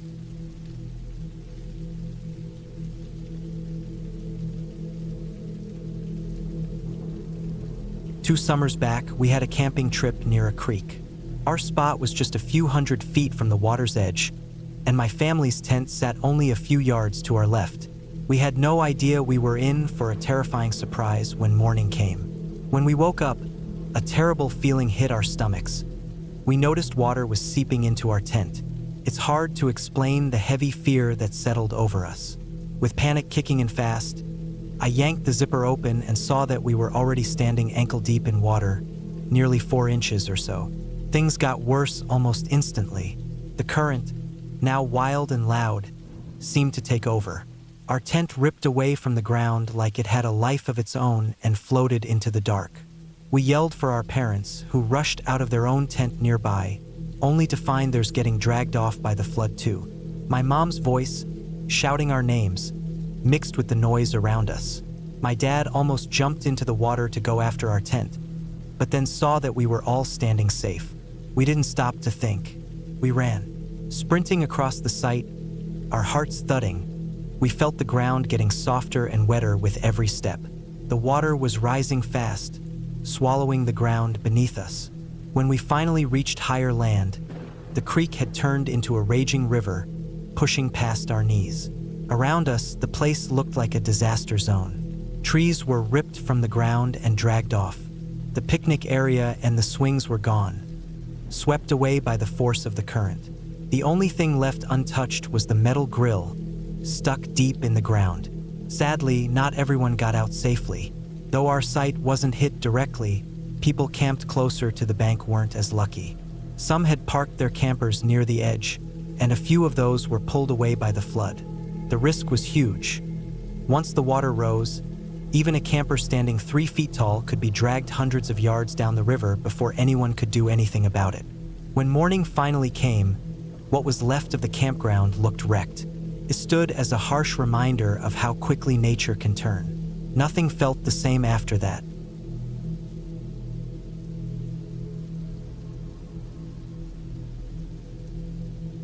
I was 27 the year we rented that old cabin in the hills outside of Gunnison, Colorado. This was back in late October of 2018, right before the cold really set in. We'd planned the trip for months, all 5 of us trying to sync up our schedules between jobs and life and everything else. There was me, Drew, then Eli, Jordan, Will, and Ben. We'd all known each other since college. Same dorm floor, same dumb inside jokes, same bad drinking stories. After we graduated, we spread out a bit but still made a point to meet up once or twice a year for a trip. Usually it was camping, once a cheap road trip, and this time it was a remote cabin about 3 hours from where I lived. Will found it online. It wasn't anything fancy, just a 2-bedroom wooden cabin up in the woods, off a narrow dirt road with one of those crooked signs out front with hand-painted numbers. You could tell no one lived there full-time, but it was decent enough. Bare wood floors, old furniture that creaked too much, a stone fireplace, and a tiny kitchen that smelled like gas and pine cleaner. No Wi-Fi, no signal, no neighbors in sight. It was a getaway in every sense of the word. We got there around late afternoon after stocking up on supplies in town, beers, food, firewood, the usual stuff. I remember how quiet it got once we left the main road. Just trees and that crunching sound of tires on gravel. No street lights, no power lines. Just the long shadows of trees and the orange-pink light of the setting sun bouncing off the rearview mirror. That first night was normal. We grilled outside, drank, sat around the fire pit, talked about dumb stuff.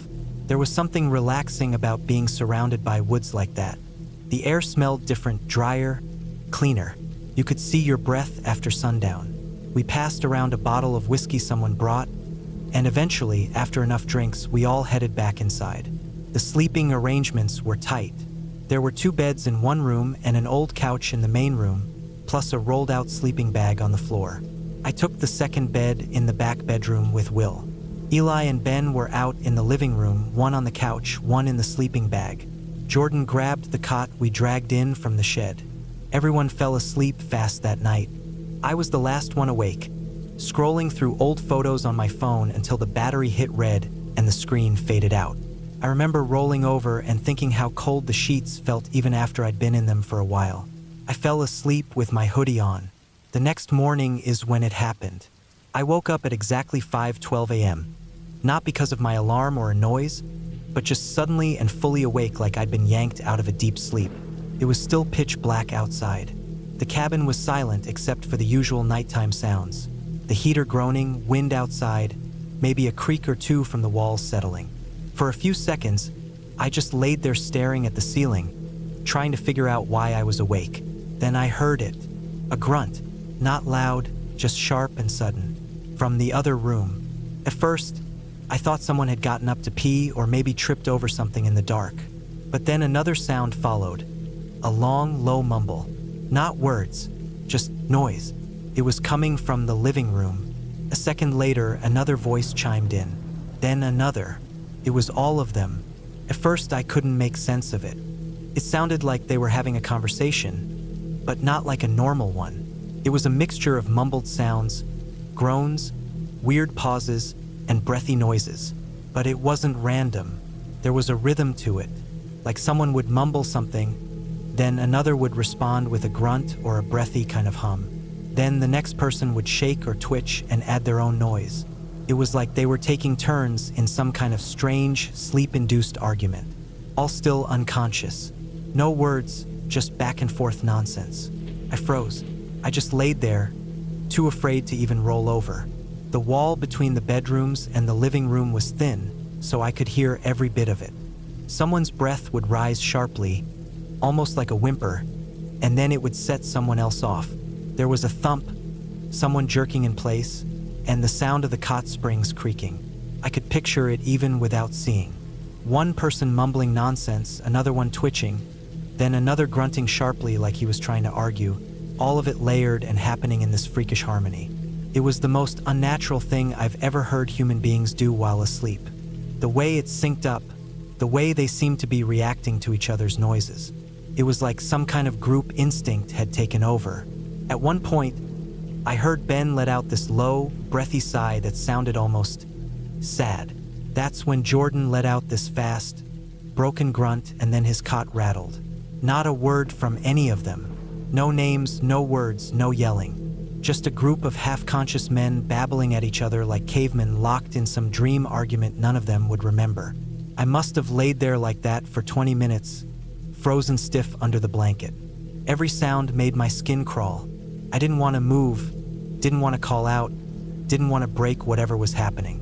I felt like if I did, they'd all just stop and stare at me at once. That's how wrong it all felt. Eventually, the noises slowed down. First one voice faded out, then another.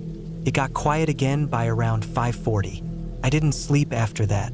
I just waited, watched the darkness turn gray as the sky lightened outside. Around 6:30, I heard the usual sounds. Someone snoring softly, someone turning over, the soft creak of beds and blankets. But all the sleep talking was gone. By 8, everyone was up like nothing happened. No one said anything about it. They all acted normal, tired, slightly hungover, but normal. Will cracked open the eggs and started breakfast. Jordan made coffee. Ben and Eli stepped out for a smoke. No one mentioned the weird noises or anything out of the ordinary. Later that morning, when we were all sitting around the table, I told them what I heard. They all looked at me like I was joking. Ben laughed, thought I was pulling some kind of prank. Jordan swore up and down he never talks in his sleep. Eli just shook his head and said maybe I dreamt it. Will asked if maybe I drank too much, but I hadn't. That night, I'd stopped after 2 drinks, and I remembered everything clearly. I wasn't half asleep. I was awake, fully alert, and absolutely freaked out. But no one else remembered a thing. Not a twitch, not a dream, not even waking up.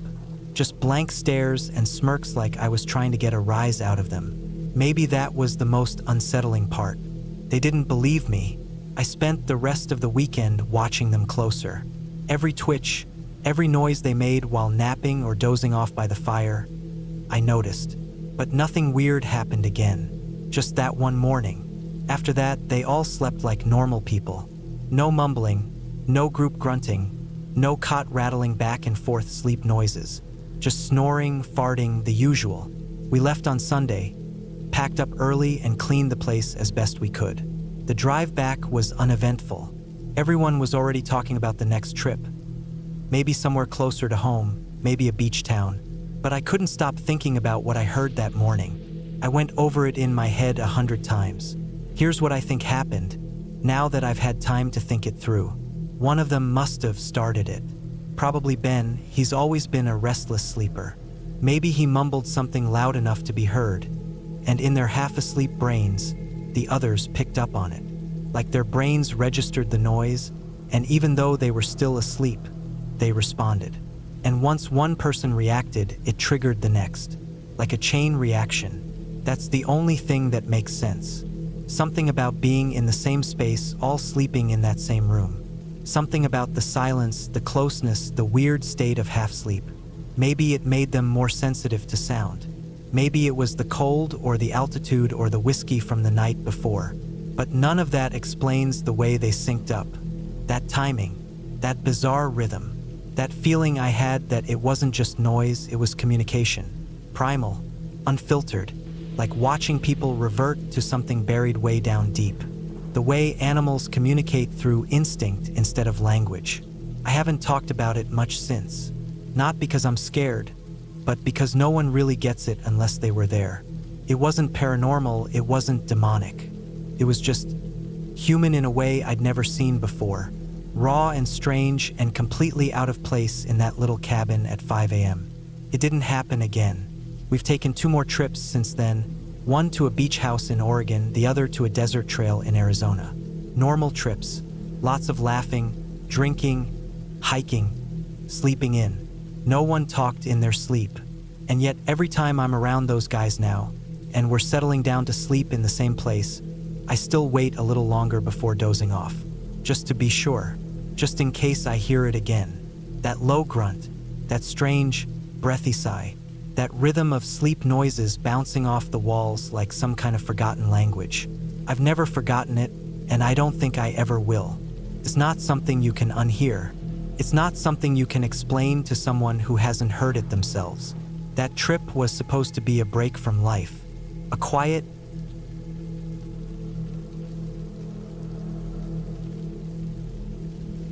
It was mid-November, and the weather was still warmer than I expected it to be, even though it was supposed to be fall. My friend, Mike, and I had decided to hike down a trailhead in the North Georgia mountains, a spot known for being a little more remote, away from the bustle of the bigger parks. The trail, about 4 miles in, was a bit more challenging than we'd anticipated, but we loved the challenge. We were just a couple of guys who liked the outdoors, no big group, no complicated gear, just 2 of us and a map, heading into the wilderness with nothing more than what we needed to get by. We'd been there before, but never in November. It was a nice enough trail during the day, winding through dense pines, the kind of trees that felt ancient. The hike in had taken us a little longer than planned, and by the time we reached our site, the sun had already started its slow fade behind the mountains. Our camp was near a small clearing by a creek that we had passed earlier, right before the incline that took us up to the higher ridges. There were plenty of rocks to sit on, and we had a pretty solid view of the valley below. Not the best view for a sunset, but a perfect spot to set up for the night. We made camp, got a fire going, and settled in to enjoy the warmth after the long hike. The temperature had started to drop once the sun disappeared. By the time we had finished our meal, the cool air had crept into the clearing. But the fire kept us warm, crackling as it danced in the air. We cooked over it, joked about the hike, and talked about everything that came to mind, nothing too serious. Once we finished eating, we sat back and let the fire do its work. There were no sounds around us except for the fire and the occasional rustle in the trees, probably just squirrels or birds. It wasn't until we laid down, staring up at the sky, that the world really quieted down. The fire crackled out as the hours slipped away, and the cool air wrapped around us like a blanket. I was drifting off to sleep, half watching the embers die down, when Mike shifted beside me. "Hey!" he whispered, tapping my foot lightly with the end of a stick. I blinked and turned to look at him, confused. He wasn't saying anything, just staring at the dying embers. I followed his gaze, trying to focus. 2 dark shapes were moving around the fire, where the embers had started to fade into a dull orange glow. The shadows were big, too big. They were snuffling around the dirt, their hooves scraping against the ground. Wild boars. The sound of their snorting and digging was eerie in the stillness of the night. I could make out the shape of one, a hulking silhouette, its fur bristling in the dim light. My first thought was to move, but then I realized how bad of an idea that would be. We didn't have any weapons on us, except for the hand axe we'd left by the fire, completely out of reach. Our best bet was to stay still, keep as quiet as possible, and hope they wouldn't notice us. Mike and I didn't speak, but we didn't need to. We both knew what was happening. I could feel my heartbeat picking up as I lay there, trying to control my breathing. The boars were about 15 feet away, just close enough to make me feel the weight of their presence. The rustling continued as they pushed through the underbrush, rooting around in the dirt, seemingly oblivious to us. Their eyes glinted in the firelight, dark and menacing. For a long time, we just laid there, motionless, barely breathing. I don't know how much time passed. It felt like hours, though it was probably only 30 minutes. The fire had long since died down to just a few smoldering embers, casting a faint, flickering glow that made the shadows around us feel even more ominous. I kept watching the boars. Their noses were close to the dirt now, their large, tusked faces so near the ground that I could hear them rooting around, snorting as they dug for whatever they could find. Every now and then, one of them would lift its head, sniff the air, and glance in our direction. My muscles tensed every time, but I didn't move a muscle, not even a twitch. The thought of being discovered by those boars was terrifying. They were wild animals, huge, unpredictable, and dangerous. We had heard the stories about them. 150-pound boars with sharp tusks, capable of tearing apart anything they set their sights on. If they decided we were a threat, there'd be no time to react. It would be over fast. Minutes stretched into what felt like eternity. I could feel the cold seeping deeper into my skin, but I dared not move. I didn't want to risk spooking them. They were so close. If we even breathed too loud, they might charge. And then, finally, the boars seemed to lose interest in the fire. The one closest to us snorted, sniffed around once more, and slowly turned, its massive body swinging toward the forest. The other followed suit, lumbering off toward the shadows. The sounds of their movements faded, and I could hear the distant crunch of leaves underfoot as they disappeared into the woods. I didn't dare speak for several minutes, still lying in the dirt, straining to hear.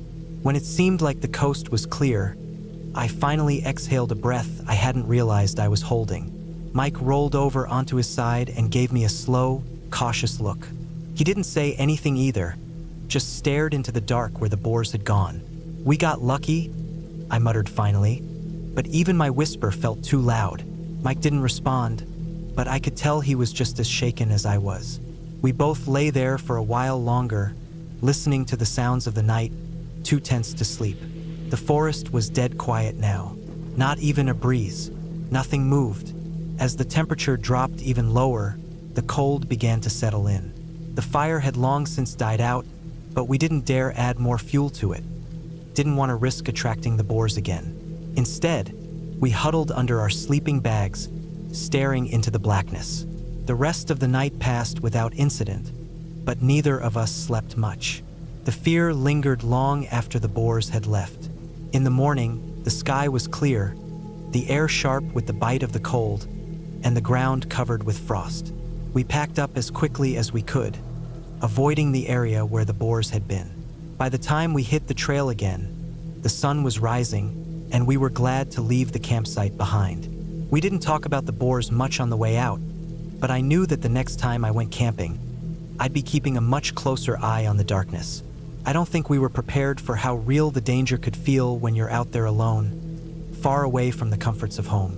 That night in the Georgia woods, just Mike and me, the boars, and the cold. It was a reminder of how unpredictable nature can be, and how fragile we really are.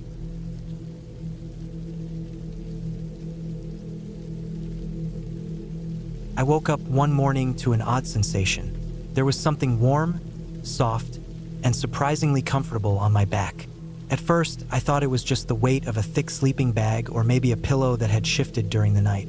But as I blinked the sleep out of my eyes, I realized that I could feel the coolness of the canvas of the tent pressing against me. The realization hit like a cold wave. Something was on top of me. I tried to move, but I was too stiff from the cold. The chill of the low-veld winter had seeped deep into my bones during the night. The temperatures often dipped to near freezing here, and even though we had thick sleeping bags, they could only do so much against the biting cold. But this was different. The weight on my back was warm, heavier than anything I would expect from my gear. It wasn't just a shift of bedding or a misplaced item. It felt organic. I could feel its warmth seeping through the fabric of my jacket and the thin sleeping bag. I froze, suddenly aware that my back was in direct contact with this thing. I held my breath, not daring to make a sound.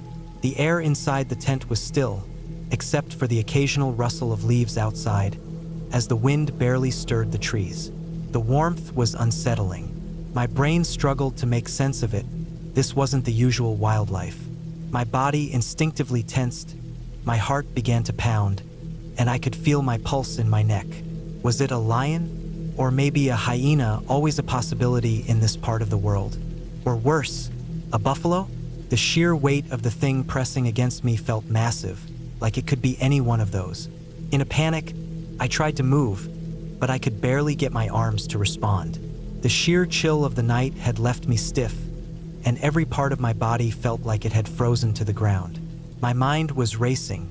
I could hear my breath catching in my throat, struggling to remain silent, but I had to move.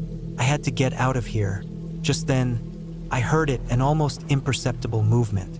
Something shifted beside me, followed by a low, guttural sound. The kind of sound an animal makes when it's unsure of what to do next.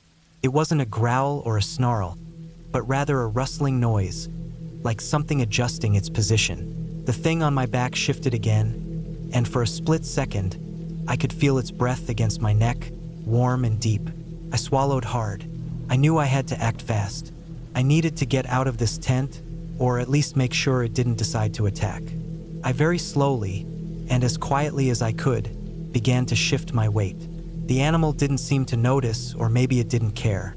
The soft pressure on my back remained, like it was just a part of the environment now. But in that moment, I realized that whatever was lying there was still deciding what to do with me. My mind raced. What was I supposed to do? Should I scream for help? No, that would only attract more predators. Should I try to quietly unclip the tent and escape through the side? But what if the thing was too close? What if it could hear me? What if it attacked before I even had a chance to get out? I could hear my own breath in my ears now, shallow and quick. The cold air made it almost impossible to keep my thoughts clear. I had to think. Suddenly, a voice broke the silence from the other side of the camp. It was my buddy, Mark. His voice came from inside his own tent, slightly muffled but still unmistakable. He was clearly awake, and something in his tone made my stomach tighten. "The Africa bug, are you awake?" he asked, his voice low and shaken. I froze. That wasn't just a regular question. Something was wrong. He knew something was off. The panic in his voice made my heart pound faster. I wanted to shout back at him, to tell him I was fine, but I couldn't. My throat felt tight, like it was filled with ice. I couldn't even make a sound if I wanted to. Instead, I managed to force a hushed reply, "Yes," barely above a whisper. As soon as I spoke, the warmth on my back lifted. It wasn't abrupt or violent, but the pressure vanished, and I could feel the cool night air on my skin where the heat had been. The thing had gotten up. I didn't waste a second. I scrambled to unzip my tent as quickly as I could, ignoring the freezing air that hit me like a wave. I needed to get out. I needed to see what was happening. The animal was already moving away from the tent. I could hear its heavy footsteps in the grass, the sound of its weight shifting as it trotted off into the night. My heart was still hammering in my chest, and I had to stop myself from shaking too visibly. My entire body felt like it was on fire from the rush of adrenaline. I quickly crawled out of the tent and into the freezing night, my breath visible in the air as I stood up, scanning the camp around me. There was no sign of the animal now, but the thought of it being so close to me made my skin crawl. Whatever it wasn't a predator like I'd feared. It had been too curious, too unsure. But that didn't make it any less terrifying. I caught a glimpse of Mark's tent from the corner of my eye. He had already crawled out, and he stood a few feet away, his face pale in the light of the campfire. "What the hell was that?" he whispered, his voice still trembling. I didn't have an answer. I was still too shaken. We both stood there for a moment, trying to process what had just happened. Mark was the one who finally broke the silence. "That was no lion or hyena," he said, his voice quiet but firm. "It was too quiet, too gentle." We both stood there, scanning the perimeter, our eyes flicking to the trees around us. We had been in the Lowveld for years, guiding tourists and navigating the wilderness, but nothing like this had ever happened before. Nothing had ever gotten that close. But in that moment, I realized what it must have been. It was an elephant. We hadn't heard it approach. We hadn't heard the rumble of its footsteps. Elephants, especially the younger ones, are often incredibly quiet when they move, even though they're massive. They can be incredibly curious animals, and I'd heard stories of them inspecting tents and even causing minor damage when they're just trying to figure out what something is. They're not aggressive unless provoked, and even then, it's usually out of fear or irritation. It made sense, but it didn't make the experience any less terrifying. A full-grown elephant can easily weigh over 6,000 kilograms, and even a young elephant is enough to crush a person underfoot if it feels threatened. Mark and I stood there for what felt like an eternity, just processing what had happened. Our breaths were still visible in the cold air, and we didn't say anything more. There was nothing more to say. The animal had left and we were alive. But I knew that I would never forget the feeling of that warm, heavy weight on my back. The way it had breathed against me, the uncertainty of whether it would stay or turn violent at any moment. We packed up the camp in silence. Neither of us mentioned the elephant again, but the experience hung over us, unspoken. We were safari guides, accustomed to being in the wilderness and facing danger in the wild. But that night had shaken me more than anything else ever had. I'll never forget the moment I woke up to the warmth of something large and powerful pressing against me in the dead of night. The feeling of vulnerability in the wild, and the quiet relief that came when I realized we had narrowly avoided disaster. I had been close to death, and I had never known it until the danger had passed. We made it through that morning, and though we never spoke of it again, I knew I would never look at the Lowveld in quite the same way again. The wilderness is always unpredictable, always full of surprises, and that night, I had learned just how true that was.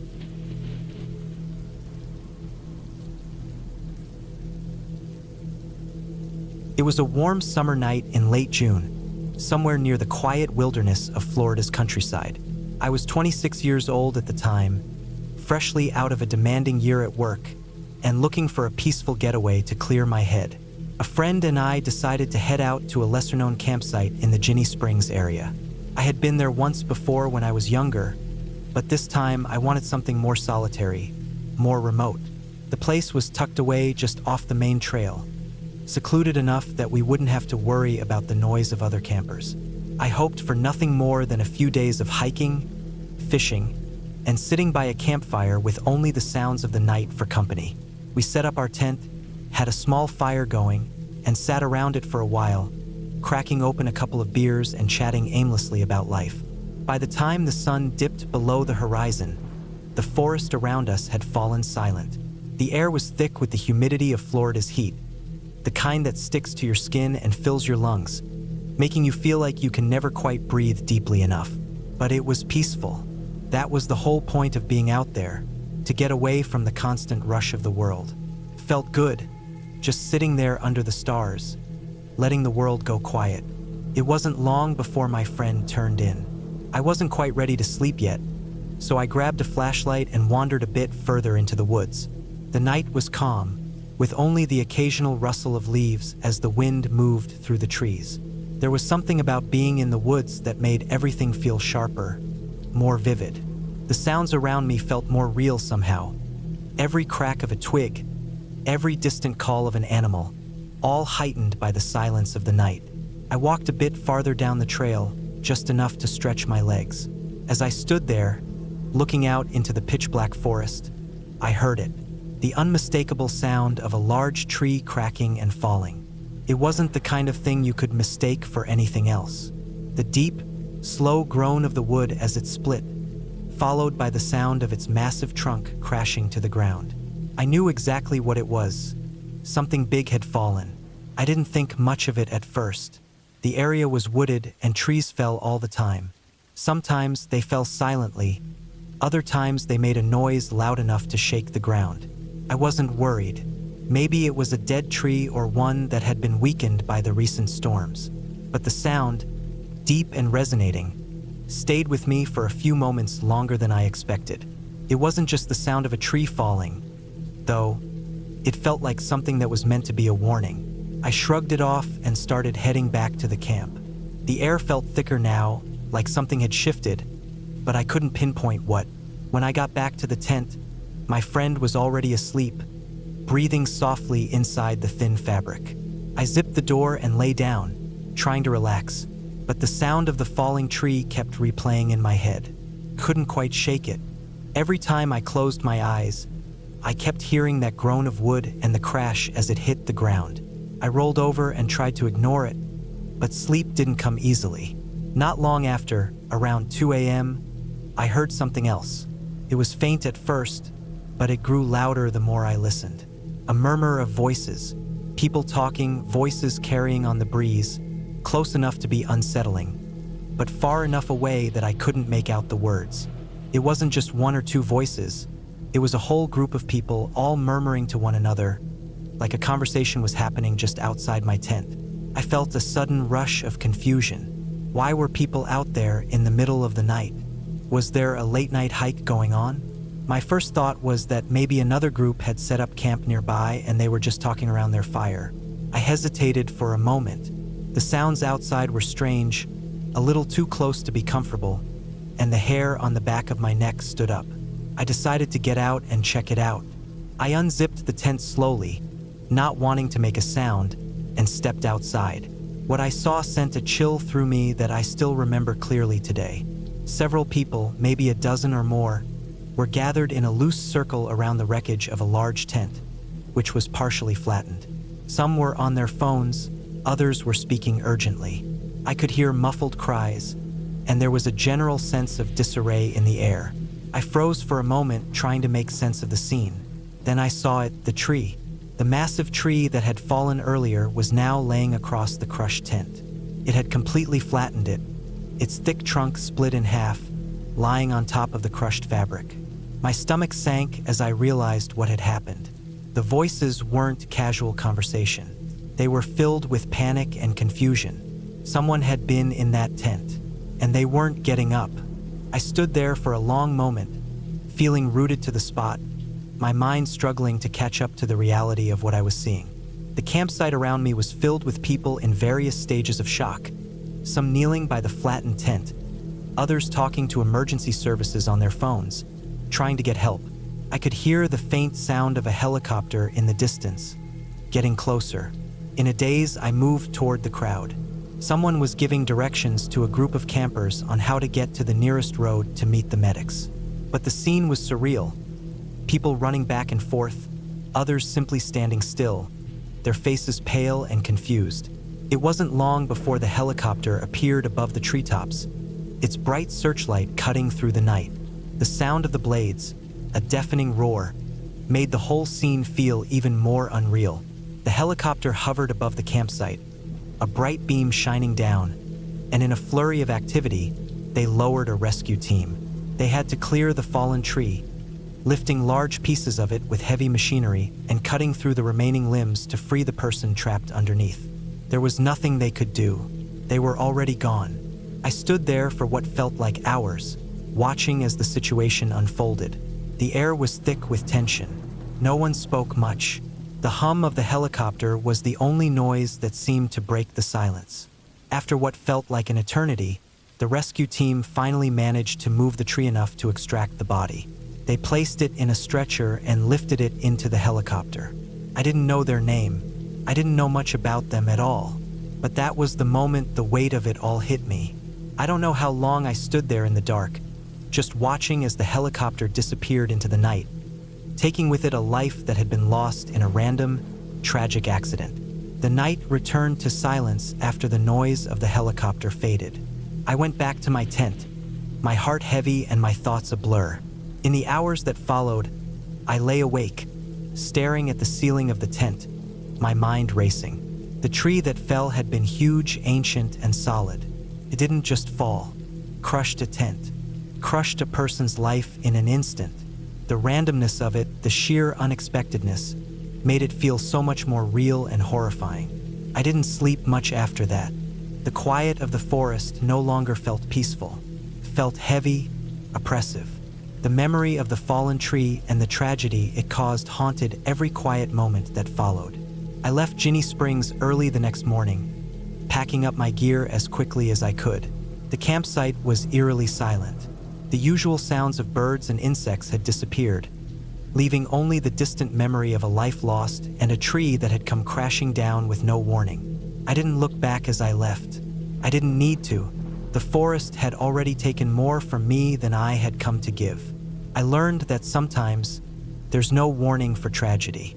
Sometimes the world simply shifts, and everything you think you know about safety and peace comes crashing down. And you're left with nothing but the silence of what could have been, and the heavy weight of things that can never be changed.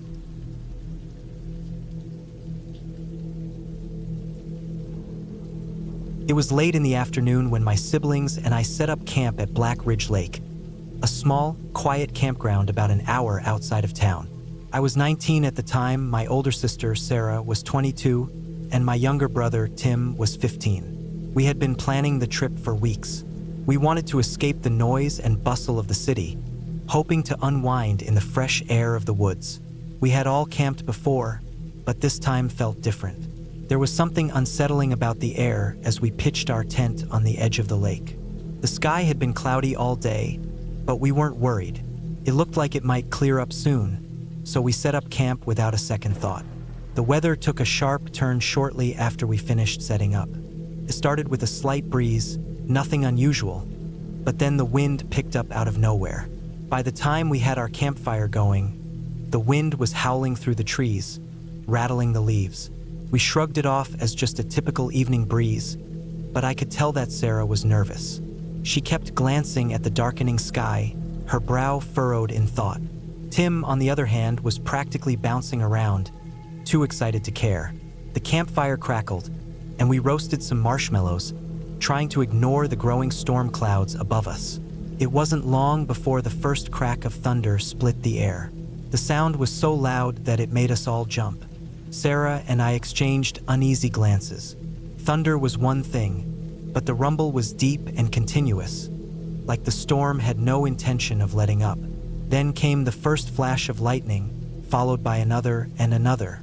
Each bolt seemed to slam directly into the lake, lighting up the water with a terrifying brightness.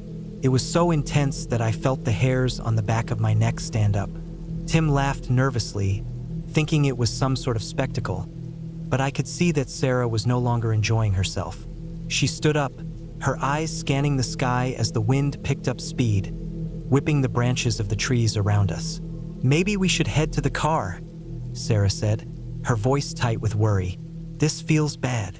I looked up, and for the first time, I noticed just how quickly the sky had turned dark. The clouds were swirling, and the wind was now so strong that I could feel the tent shaking on its pegs. The roar of the storm grew louder, mixing with the thunder and making it nearly impossible to hear anything else. My gut twisted with a sense of dread. "Yeah," I said, "I think that's a good idea." We rushed to grab our things, not wanting to waste any time. The tent was already lifting off the ground at the corners, flapping violently in the wind. It was clear that it wasn't going to hold up much longer. Tim scrambled into the back seat of the car, and Sarah and I climbed into the front. We watched in disbelief as the storm raged around us, the wind slamming against the car like it was trying to shake us loose from the earth. The lightning never stopped. It was relentless, crawling through the clouds in continuous, jagged lines. The roar of the wind was deafening, and it felt as if the whole world was being swallowed by the storm. It was at that moment that the tent was torn from the ground. I couldn't believe my eyes as it was whipped into the air like a piece of paper. It was thrown toward the trees with such force that it slammed into a thick oak, getting caught in the branches. For a moment, I thought the tent might come back down and land on the car, but it didn't. It just hung there, flapping wildly in the storm, as if mocking our futile attempt to stay dry. My heart pounded in my chest. The whole scene felt like something out of a nightmare. "Let's get out of here," I said, my voice shaking. The car was shaking so hard that I could feel the suspension groaning under the strain. The wind was pushing against us from every direction, and every few seconds, there would be another flash of lightning, making the world outside feel like it was on fire. Sarah didn't hesitate. She started the engine, and we sped off down the narrow, winding road, away from the chaos of the campground. I looked out the window, half expecting to see the trees falling down around us. The storm seemed to be getting worse with every minute.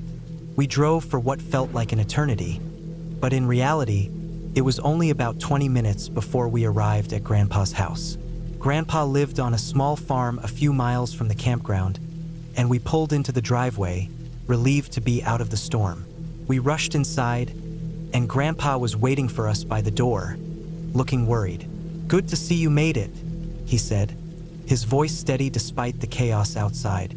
"That storm's a real bad one. You kids stay here for the night, all right?" We all nodded, too exhausted to say much more.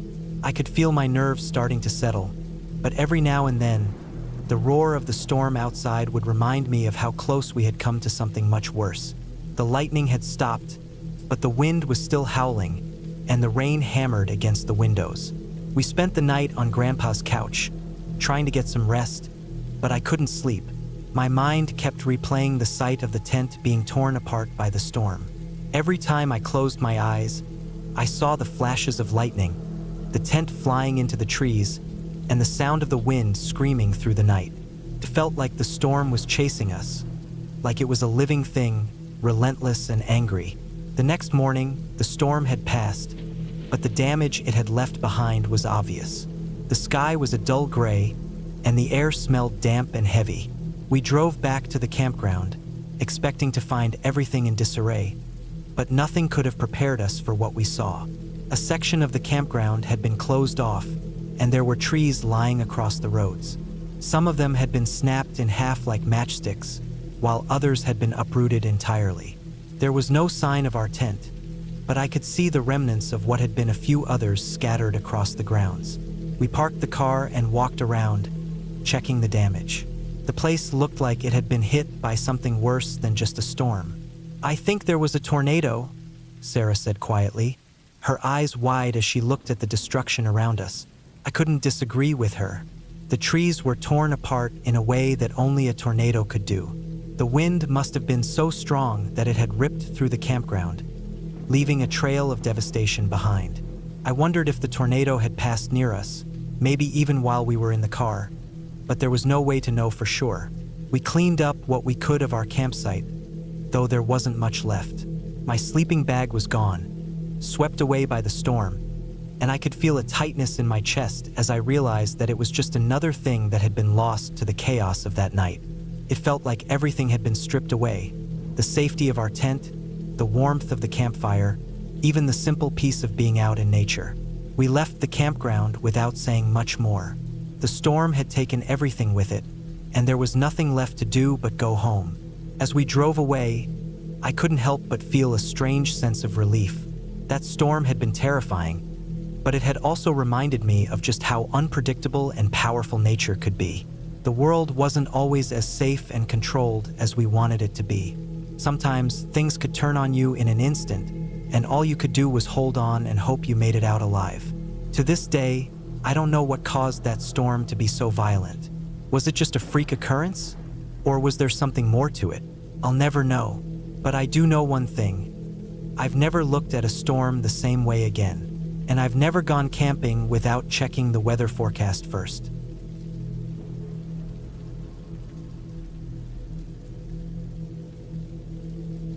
It had been a tradition for as long as I could remember, an annual camping trip to Pine Valley, a quiet spot tucked away in the woods in northern Florida. The place wasn't well known, just a small, secluded campground with a few tents pitched under towering pine trees, surrounded by thick brush and a tranquil stream that ran along the edge. It wasn't as popular as some of the bigger parks, but that was part of its charm. We loved the solitude. For the past 5 years, this trip had been especially significant. My ex, Emily, and I shared the same birthday, and we would always celebrate it together. It wasn't anything extravagant, just the two of us, a couple of beers, a small campfire, and the smell of pine needles and fresh air. It was our thing, our way of making a small, simple moment feel special. We'd arrived earlier that afternoon, set up the tent, and cracked open a couple of beers while the sun sank low in the sky. Emily was sitting on the camp chair by the fire, humming softly as she poked at the logs, and I was laying back on a blanket, looking up at the darkening sky. It wasn't the first time we'd camped here, but every time felt like a fresh experience, especially when the woods around us began to take on a life of their own at night. As the evening crept in, the air turned cooler, and the forest became alive with sounds. The gentle rustling of leaves, the occasional croak of a frog by the stream, and the distant call of owls echoed through the trees. We were used to it, the wildlife, the sounds of the forest, but tonight something felt different. There was an intensity in the air, a quiet tension that I couldn't quite place. The campfire crackled and popped as we sat there, sipping on our drinks, exchanging memories from past birthdays. Our voices were drowned out by the sounds of the woods, but that didn't bother us. It was part of the experience.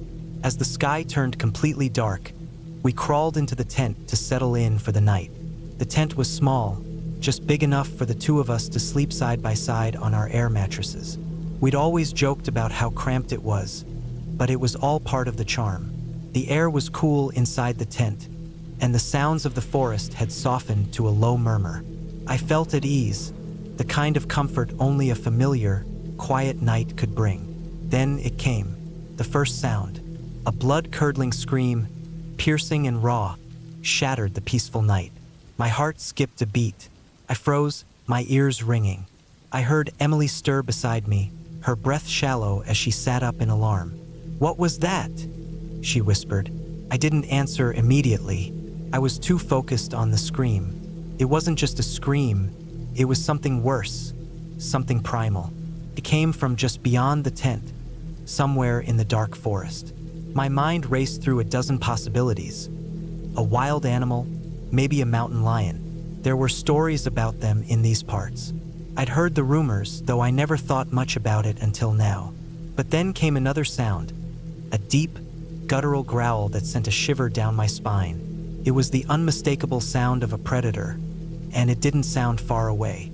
I could hear it circling, pacing through the underbrush. Emily's voice was barely above a whisper. "Do you think it's a mountain lion?" I nodded without speaking. My thoughts were racing. The growling continued, getting closer and closer. Every few moments, the blood-curdling scream echoed again, and it sent a chill right through me. My eyes were wide in the dark, my heart pounding in my chest. Whatever was out there was not messing around. I reached for the flashlight that we'd left on the ground next to the air mattress, but I hesitated. What if the light made it worse? What if it attracted whatever creature was out there? The screams were relentless, and each one was followed by more growling. I glanced at Emily, her face pale in the dim light from the campfire still flickering outside. Her hand gripped mine tightly, her knuckles white. "We should stay quiet," I whispered, barely able to speak above a tremor in my voice. "It might leave if we don't make a sound." The growling continued, closer now.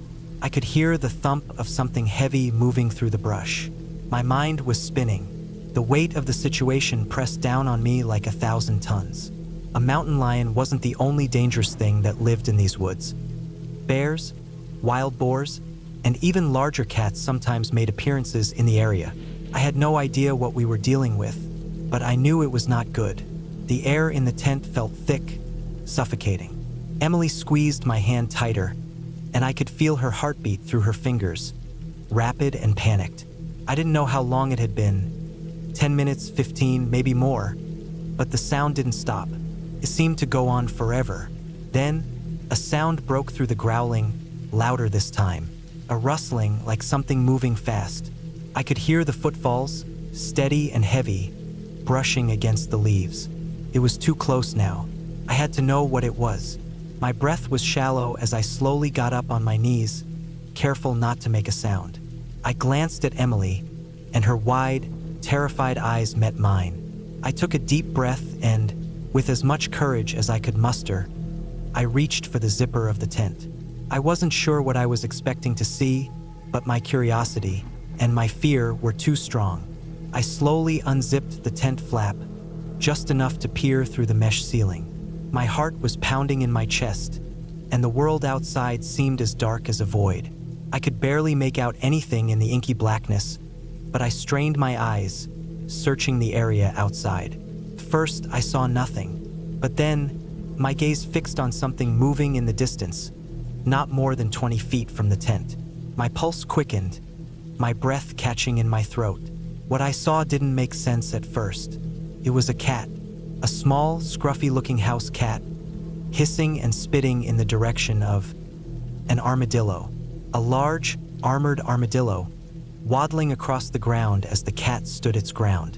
The growling I had heard was the cat, its fur bristling as it squared off against the armadillo, which was doing its best to defend itself with its burly shell. The screams had been the cat's desperate attempts to intimidate the armadillo, and the growls were just the sound of its anger. I blinked, processing the absurdity of the situation. There was no mountain lion. There was no deadly predator lurking in the woods.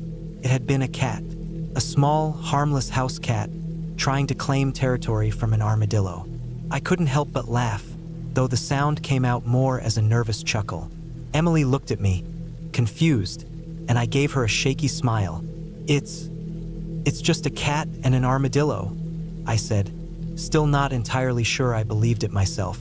We sat in stunned silence for a moment, listening to the growls and hisses gradually fade as the two animals seemed to lose interest in each other. The rustling in the leaves died down, and the night, for the first time in what felt like forever, seemed quiet again. I lay back down on my air mattress, still processing everything. The adrenaline rush started to wear off, and I could feel my heartbeat slowly returning to normal. I glanced at Emily, and we shared a look that was part relief and part disbelief. It had been one of the most terrifying moments of my life, only for it to be caused by a couple of creatures that could have been no more dangerous than our house pets back home. In the end, the rest of the night was uneventful. The growls faded away completely, and the forest returned to its calm, usual rhythm. We fell asleep in the silence, still shaken, but ultimately safe. As I lay there, I thought about how fragile our perception of danger could be.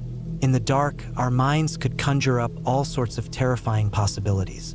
But in the end, sometimes it's just the unexpected things that leave you wide-eyed, realizing that what you thought was deadly might just be a cat trying to stand its ground. And a part of me found comfort in that. After all, the real monsters aren't always the ones you expect. Sometimes they're just the things that scare you the most because they catch you off guard.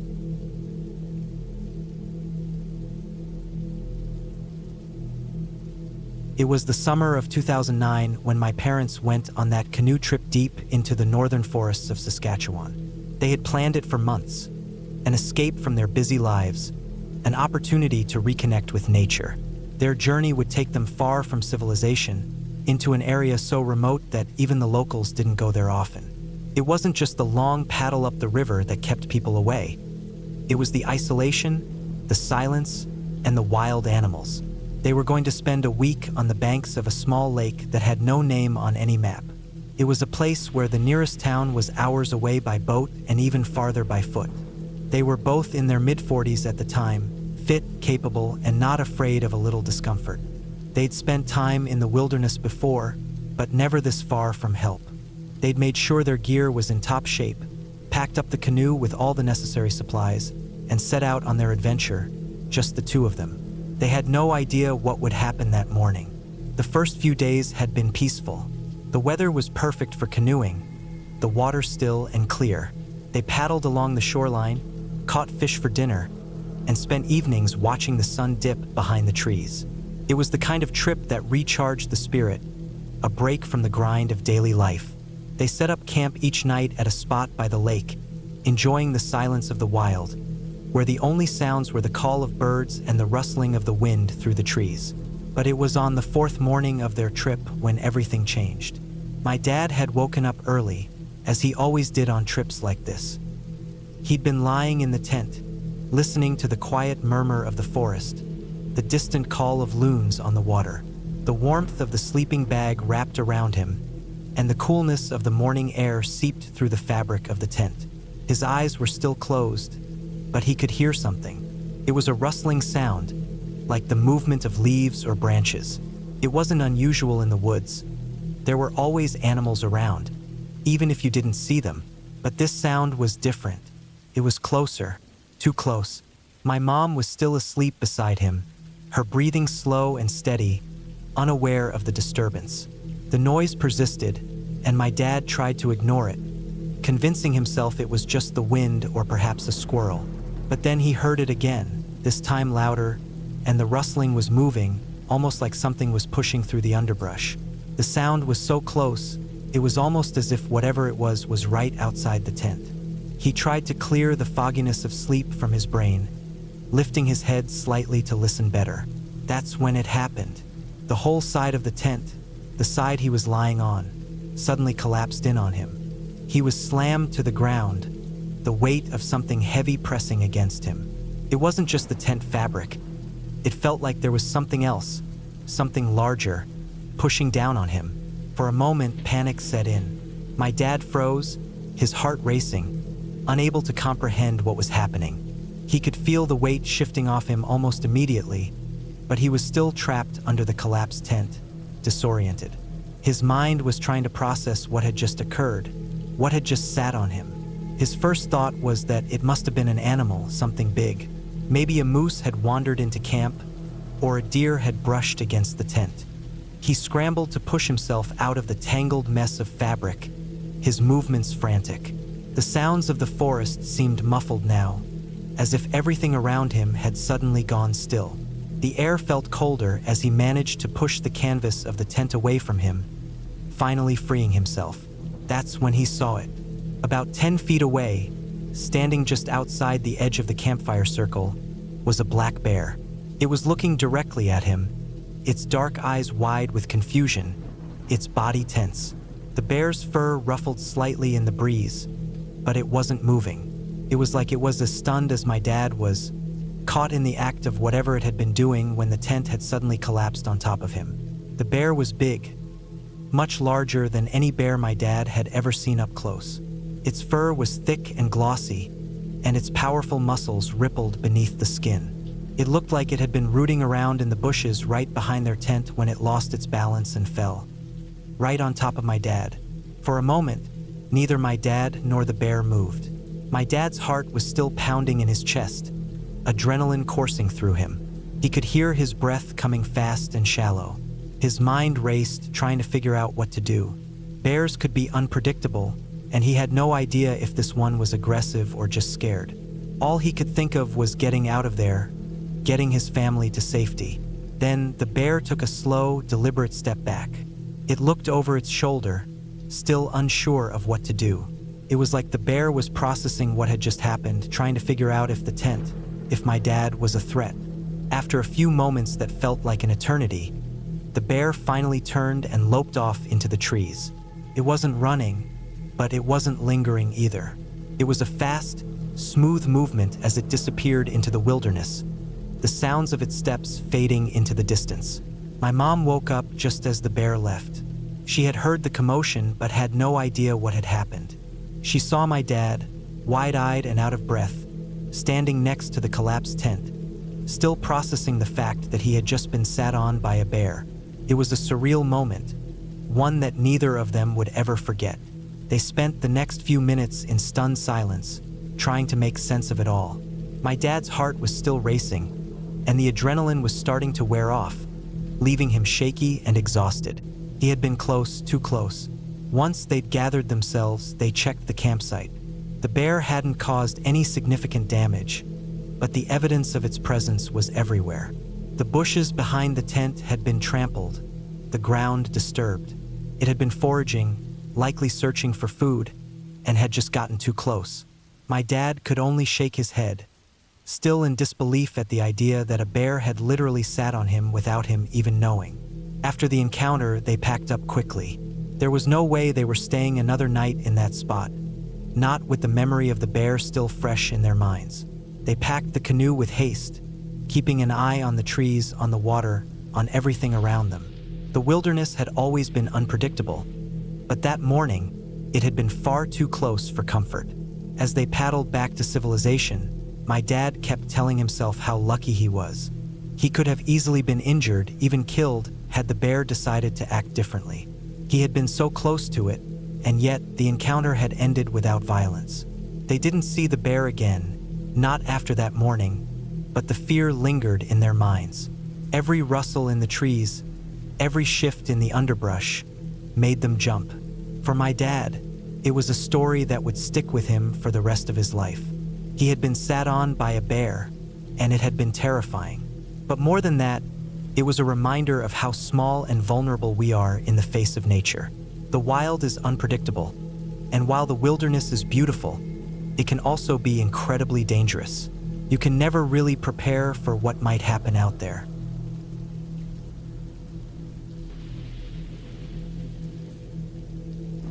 I was around 15 years old at the time. My family had been camping at a state park for a few years, and every summer it became one of the highlights of our year. The park was tucked away in the mountains, surrounded by thick forests. The smell of pine and earth would hit you as soon as you stepped out of the car. We stayed at a large campsite near a small river, with about a dozen other families scattered around. It was quiet, peaceful, and felt like a world away from our everyday lives. I had a best friend named Charlie. We were inseparable, always finding new adventures in the woods. We used to call our late-night walks through the forest the ritual. Every evening after dinner, we'd grab our flashlights, sometimes head out to the river, or other times, we'd just wander through the trees, trying to get as far from camp as possible without getting lost. We had always been pretty adventurous, and at that age, it felt like the woods were our kingdom. We liked to test our limits, seeing how far we could go before it felt like we were too far from camp. But the thing we liked the most was turning off the flashlights and walking in the dark, trying to navigate by just the sounds of the forest. We thought it was a game, but it also gave us this eerie thrill. The woods felt different at night, like the trees had more weight to them, like the ground was listening to us. But we were kids, and nothing scared us back then. That night, something was different. It had rained earlier in the day, and the air was thick with humidity. The sky was a pale gray, and the sun had already dipped behind the trees when we set out. It was later than usual, close to midnight, I think. But Charlie and I were in no rush to get back. The campground was quiet, and the fire had died down, so the idea of walking deeper into the woods seemed appealing. We decided to go further than we had ever gone before. We were about half a mile away from the nearest campsite when we first noticed the strange feeling. The trees had grown denser, and the usual sounds of the forest, rustling leaves, chirping crickets, had died down. It was oddly silent, except for the occasional snap of a twig underfoot. I felt a weird, uncomfortable pressure in the air. It wasn't like the normal feeling of being out in nature at night. It felt wrong, but I brushed it off. After all, we were in familiar territory, and I was with Charlie. We were fine, or at least I thought we were. Charlie was ahead of me, walking slightly faster. He always liked to lead the way, and I liked to follow. It made me feel like I was in charge of our little world out there, keeping an eye on the path behind us. I had just turned off my flashlight, and Charlie was a few paces ahead when we heard the sound. A soft whisper. It wasn't clear, just a faint murmur carried by the wind. At first, I thought it was just the trees creaking or maybe an animal, but then it came again, louder this time, a soft, unsettling whisper, like someone was speaking just behind us, but not in a normal voice. I whipped around, but there was nothing. No one behind us, no one in sight. The only thing I could hear now was the sound of my own breathing, loud in my ears. "Charlie, did you hear that?" I asked, my voice a little shakier than I'd have liked. He stopped and looked around, his flashlight beam sweeping the trees. "Yeah," he muttered. "What the hell was that?" We stood still for a moment, trying to make sense of it. The woods were now eerily quiet, and I could feel the hairs on the back of my neck stand up. Charlie turned his flashlight back on, and we decided to keep walking. There was no reason to panic, right? Could have been anything. Maybe an animal, maybe just the wind playing tricks. But then we heard it again. This time, the whisper was clear, like someone was calling our names, but not quite. It was almost like someone was whispering random words, disjointed, hushed. I looked at Charlie. "That's creepy," I said, my voice low. We both stood frozen for a second, listening. There was something deeply unsettling about it. I didn't know what to do.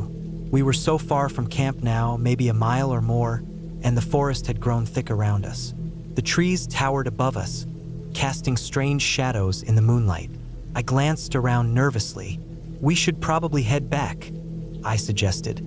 It was getting harder to shake the feeling that something wasn't right. Charlie nodded, his usual confidence shaken. Yeah, let's go. We turned around, slowly making our way back toward camp. The feeling of being watched didn't leave us, though. Every step felt like something was lurking just out of sight. It wasn't the kind of fear that makes you freeze in place. It was a slow, creeping kind of fear, like something was following us, but not in a way we could understand. And then, as we walked, it happened. We saw her. At first, we thought it was just a figure in the shadows. But as our flashlights cut through the darkness, we saw her crawling on the ground, her arms moving in unnatural ways, dragging herself forward. She wasn't running or standing like a normal person would.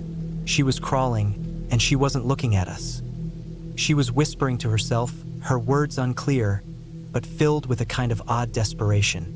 She looked like she had been there for days. Dirt smeared her clothes, her face hidden in the shadows. Her clothes were torn, worn, and looked like they had been dragged through the underbrush. Her hair hung in tangled clumps, and she looked like she had been lost for a long time. I felt my heart race, and my breath caught in my chest. There was no logical explanation for what we were seeing. Who was this person? What was she doing so deep in the woods, crawling like that? Was she hurt? Lost? Charlie hesitated, but I couldn't stand still. I took a slow step forward, and the woman froze. Her head jerked toward us, and in the dim light, I could see her eyes wide with a strange, unsettling clarity. She opened her mouth and whispered something incomprehensible. The words didn't make sense, but there was a strange urgency in her voice.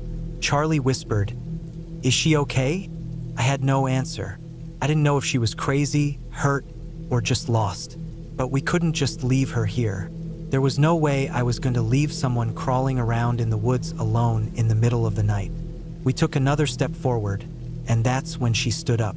Slowly, her hands planted on the dirt as she pushed herself upright. The way she did it was jerky, like her body didn't quite move like a normal person's. She straightened, looked at us for a moment, and then, in the quietest voice, she said, "I'm looking for my campsite."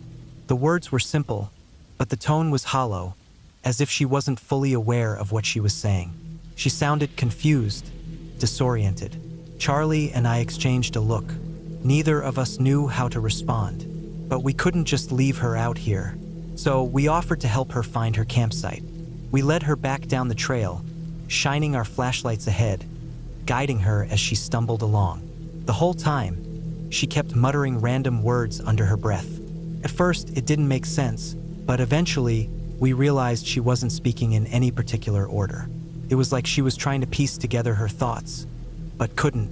She didn't seem aggressive or threatening, just lost, more lost than anyone should ever be out here. By the time we reached the main campsite, it was almost 2 a.m. We found her friends sitting by their campfire, none of them realizing she was missing. They were laughing and talking, oblivious to the fact that she had been wandering in the woods for hours. They hadn't noticed she was gone. They hadn't even looked for her. We told them what had happened, but they just seemed surprised and a little annoyed that we had brought her back. They hadn't even bothered to search for her, and I couldn't shake the feeling that something was wrong about that. We didn't stay long after that. We headed back to our campsite, still shaken by what we had seen. Couldn't sleep that night. My mind kept replaying the image of her crawling through the woods, her disoriented gaze. What had happened to her out there? Why hadn't anyone noticed she was missing? In the days that followed, I never really got over the feeling of unease that lingered in the back of my mind. It was as if that night in the woods had opened a door to something I wasn't meant to see. A person lost, wandering, and left to fend for herself in the dark. We helped her, but there was something about it that didn't sit right with me. Something that made me realize just how easily someone can disappear in the wilderness, and how quickly the forest can swallow you whole if you aren't paying attention. It wasn't until years later that I learned more about the dangers of the woods. People get lost all the time, and sometimes it's not just the forest that's a threat. It's the people who fail to notice when someone disappears. But that night, I learned something far more important. The woods can be a place of beauty, but they can also be a place where things get lost, whether that's someone or just a piece of yourself. It was a lesson I won't ever forget.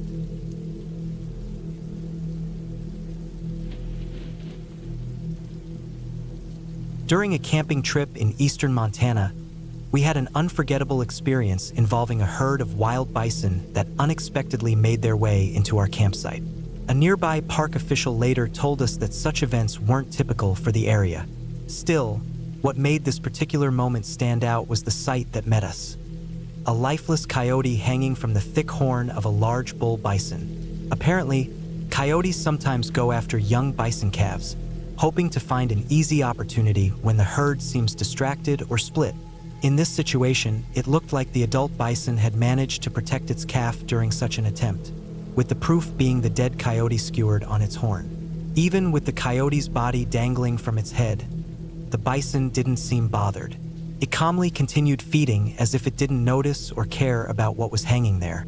Some of us briefly considered trying to remove the remains out of discomfort, but we realized it would have been reckless and probably unsafe to go anywhere near such a powerful animal. One evening, deep in the quiet shadows of the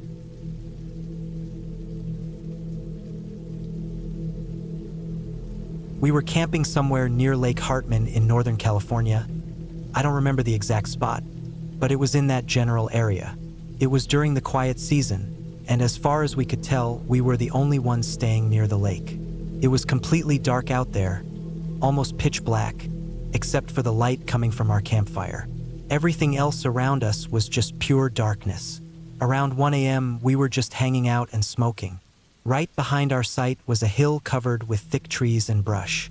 We were just relaxing when we suddenly heard a crackling noise, and then this loud crash, like something big broke, and then it sounded like something heavy was tumbling, followed by another loud crash.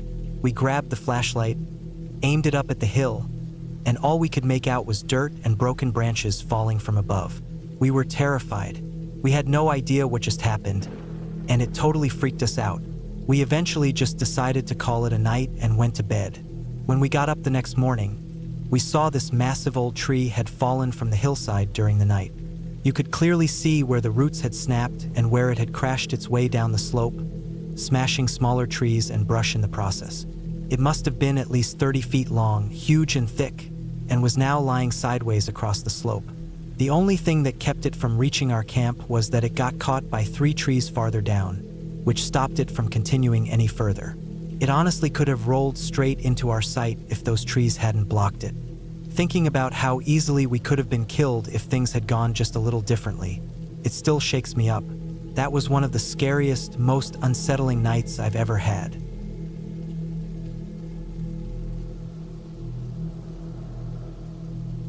My partner and I had decided to spend a weekend at a tucked-away campsite where there didn't seem to be anyone else around. When we arrived, we noticed that the main gate to the area was oddly wide open, and the entire place looked abandoned. It was early in the year, April to be exact, and we figured someone might have just forgotten to lock the gate. Still, we thought it could be a rare chance to enjoy some quiet time at a campground that's usually full of people. That night, while we were sleeping, strange sounds suddenly woke us up. What shook us was that 2 pickup trucks, both with their headlights shining bright, pulled into the area. People got out of the trucks carrying flashlights. A wave of fear hit us as we tried to figure out what these people were doing out there in the middle of the night. It might sound like we overreacted, but in that moment, we were genuinely scared they'd discover us and do something bad. Personally, it's the things people are capable of that scare me more than anything out in the wild. We stayed completely still and watched as the group walked around for a while, their flashlights sweeping through the trees and across the open ground. Luckily, after a bit, they climbed back into their trucks and drove off. They never seemed to notice our tent, which was tucked into a grove of trees near the edge of the grounds. That experience shook us up more than I can explain. We stayed alert the rest of the night and were ready to leave right away if anything else happened. Maybe they were just checking out the site before deciding to stay. But the entire situation had this strange, creepy feeling to it. It almost felt like they were out there looking for something or someone in particular. One time, my friend and I went camping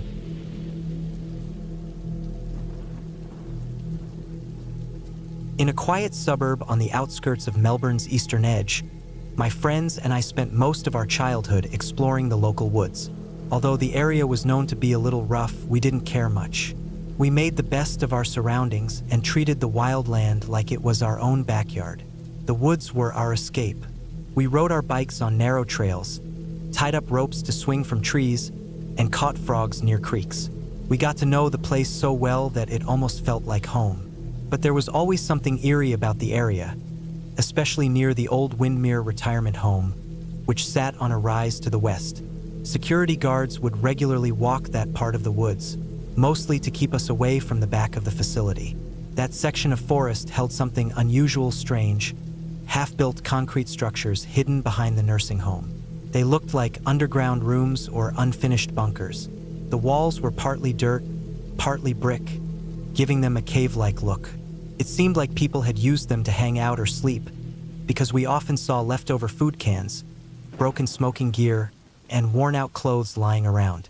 Jump to 2015, I was 13 years old at the time. Curiosity eventually got the better of us. My friends and I decided we'd spend a night camping deep in the woods, far from the patrol area near the old folks' home. We picked up a cheap tent and headed out before sunset to get everything set up. We were nervous but excited. It was the first time we'd brought weed, which we had kept hidden from everyone, especially our parents.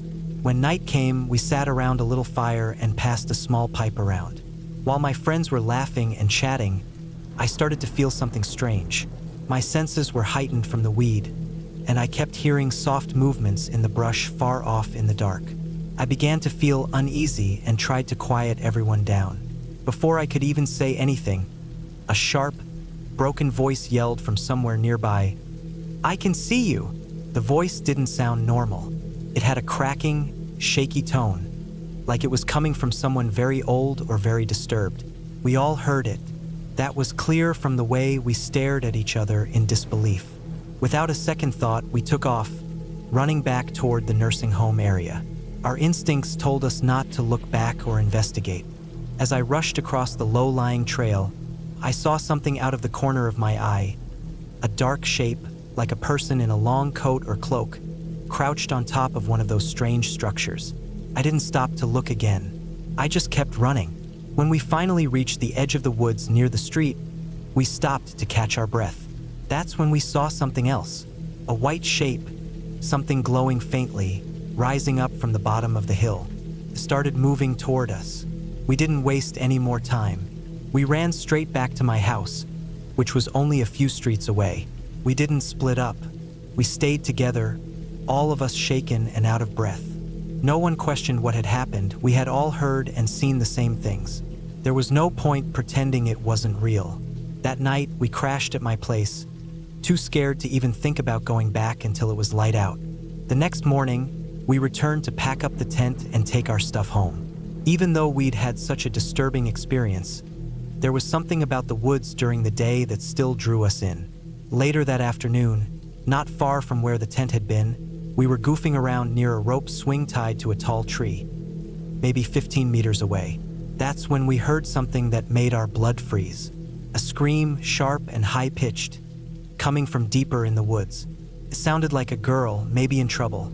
Right after that, we heard what could only be a chainsaw starting up. We rushed toward the noise, but the brush was thick. There wasn't a clear path, and the ground was too uneven to move quickly. We couldn't see anything, but we knew the direction the sound came from. Then fear got the better of us again. We turned back and ran home, this time calling out to my dad when we arrived. He agreed to come back out with us and brought our dog along. Before we left the street, we saw something that made the whole day feel even stranger. There was an older man, maybe in his 70s, riding a bicycle slowly down the street. He looked to be of Southeast Asian background, and instead of a helmet, he wore a metal bucket tied to his head. We had seen him before around the area, and he always gave off strange vibes. but this time he stopped and stared straight at me as we passed. There was something in his eyes that made my skin crawl. I didn't know why, but he unsettled me more than usual that day. With the dog leading the way, we went back to the spot where we'd heard the scream. We searched for any sign of a person, or maybe a tool that had made the chainsaw noise, anything that could explain it. But we found nothing. No tracks, no broken branches, no clothing, no footprints. Nothing. All of us were left wondering if we had imagined it all. Could we have just shared a collective hallucination? Or had we all been too scared and too high to understand what really happened? Even now, I'm still not sure. There was something about that forest. Something about the half-built ruins, the strange old man, the cracked voice in the dark, that made the whole thing feel wrong. And the fact that it all happened so close to the retirement home made me wonder if there was more going on there than we realized. If anyone reading this ever explored the Windmere Woods or had strange run-ins near the old people's home, I'd like to hear about it. Maybe together we can figure out what was really going on in those trees.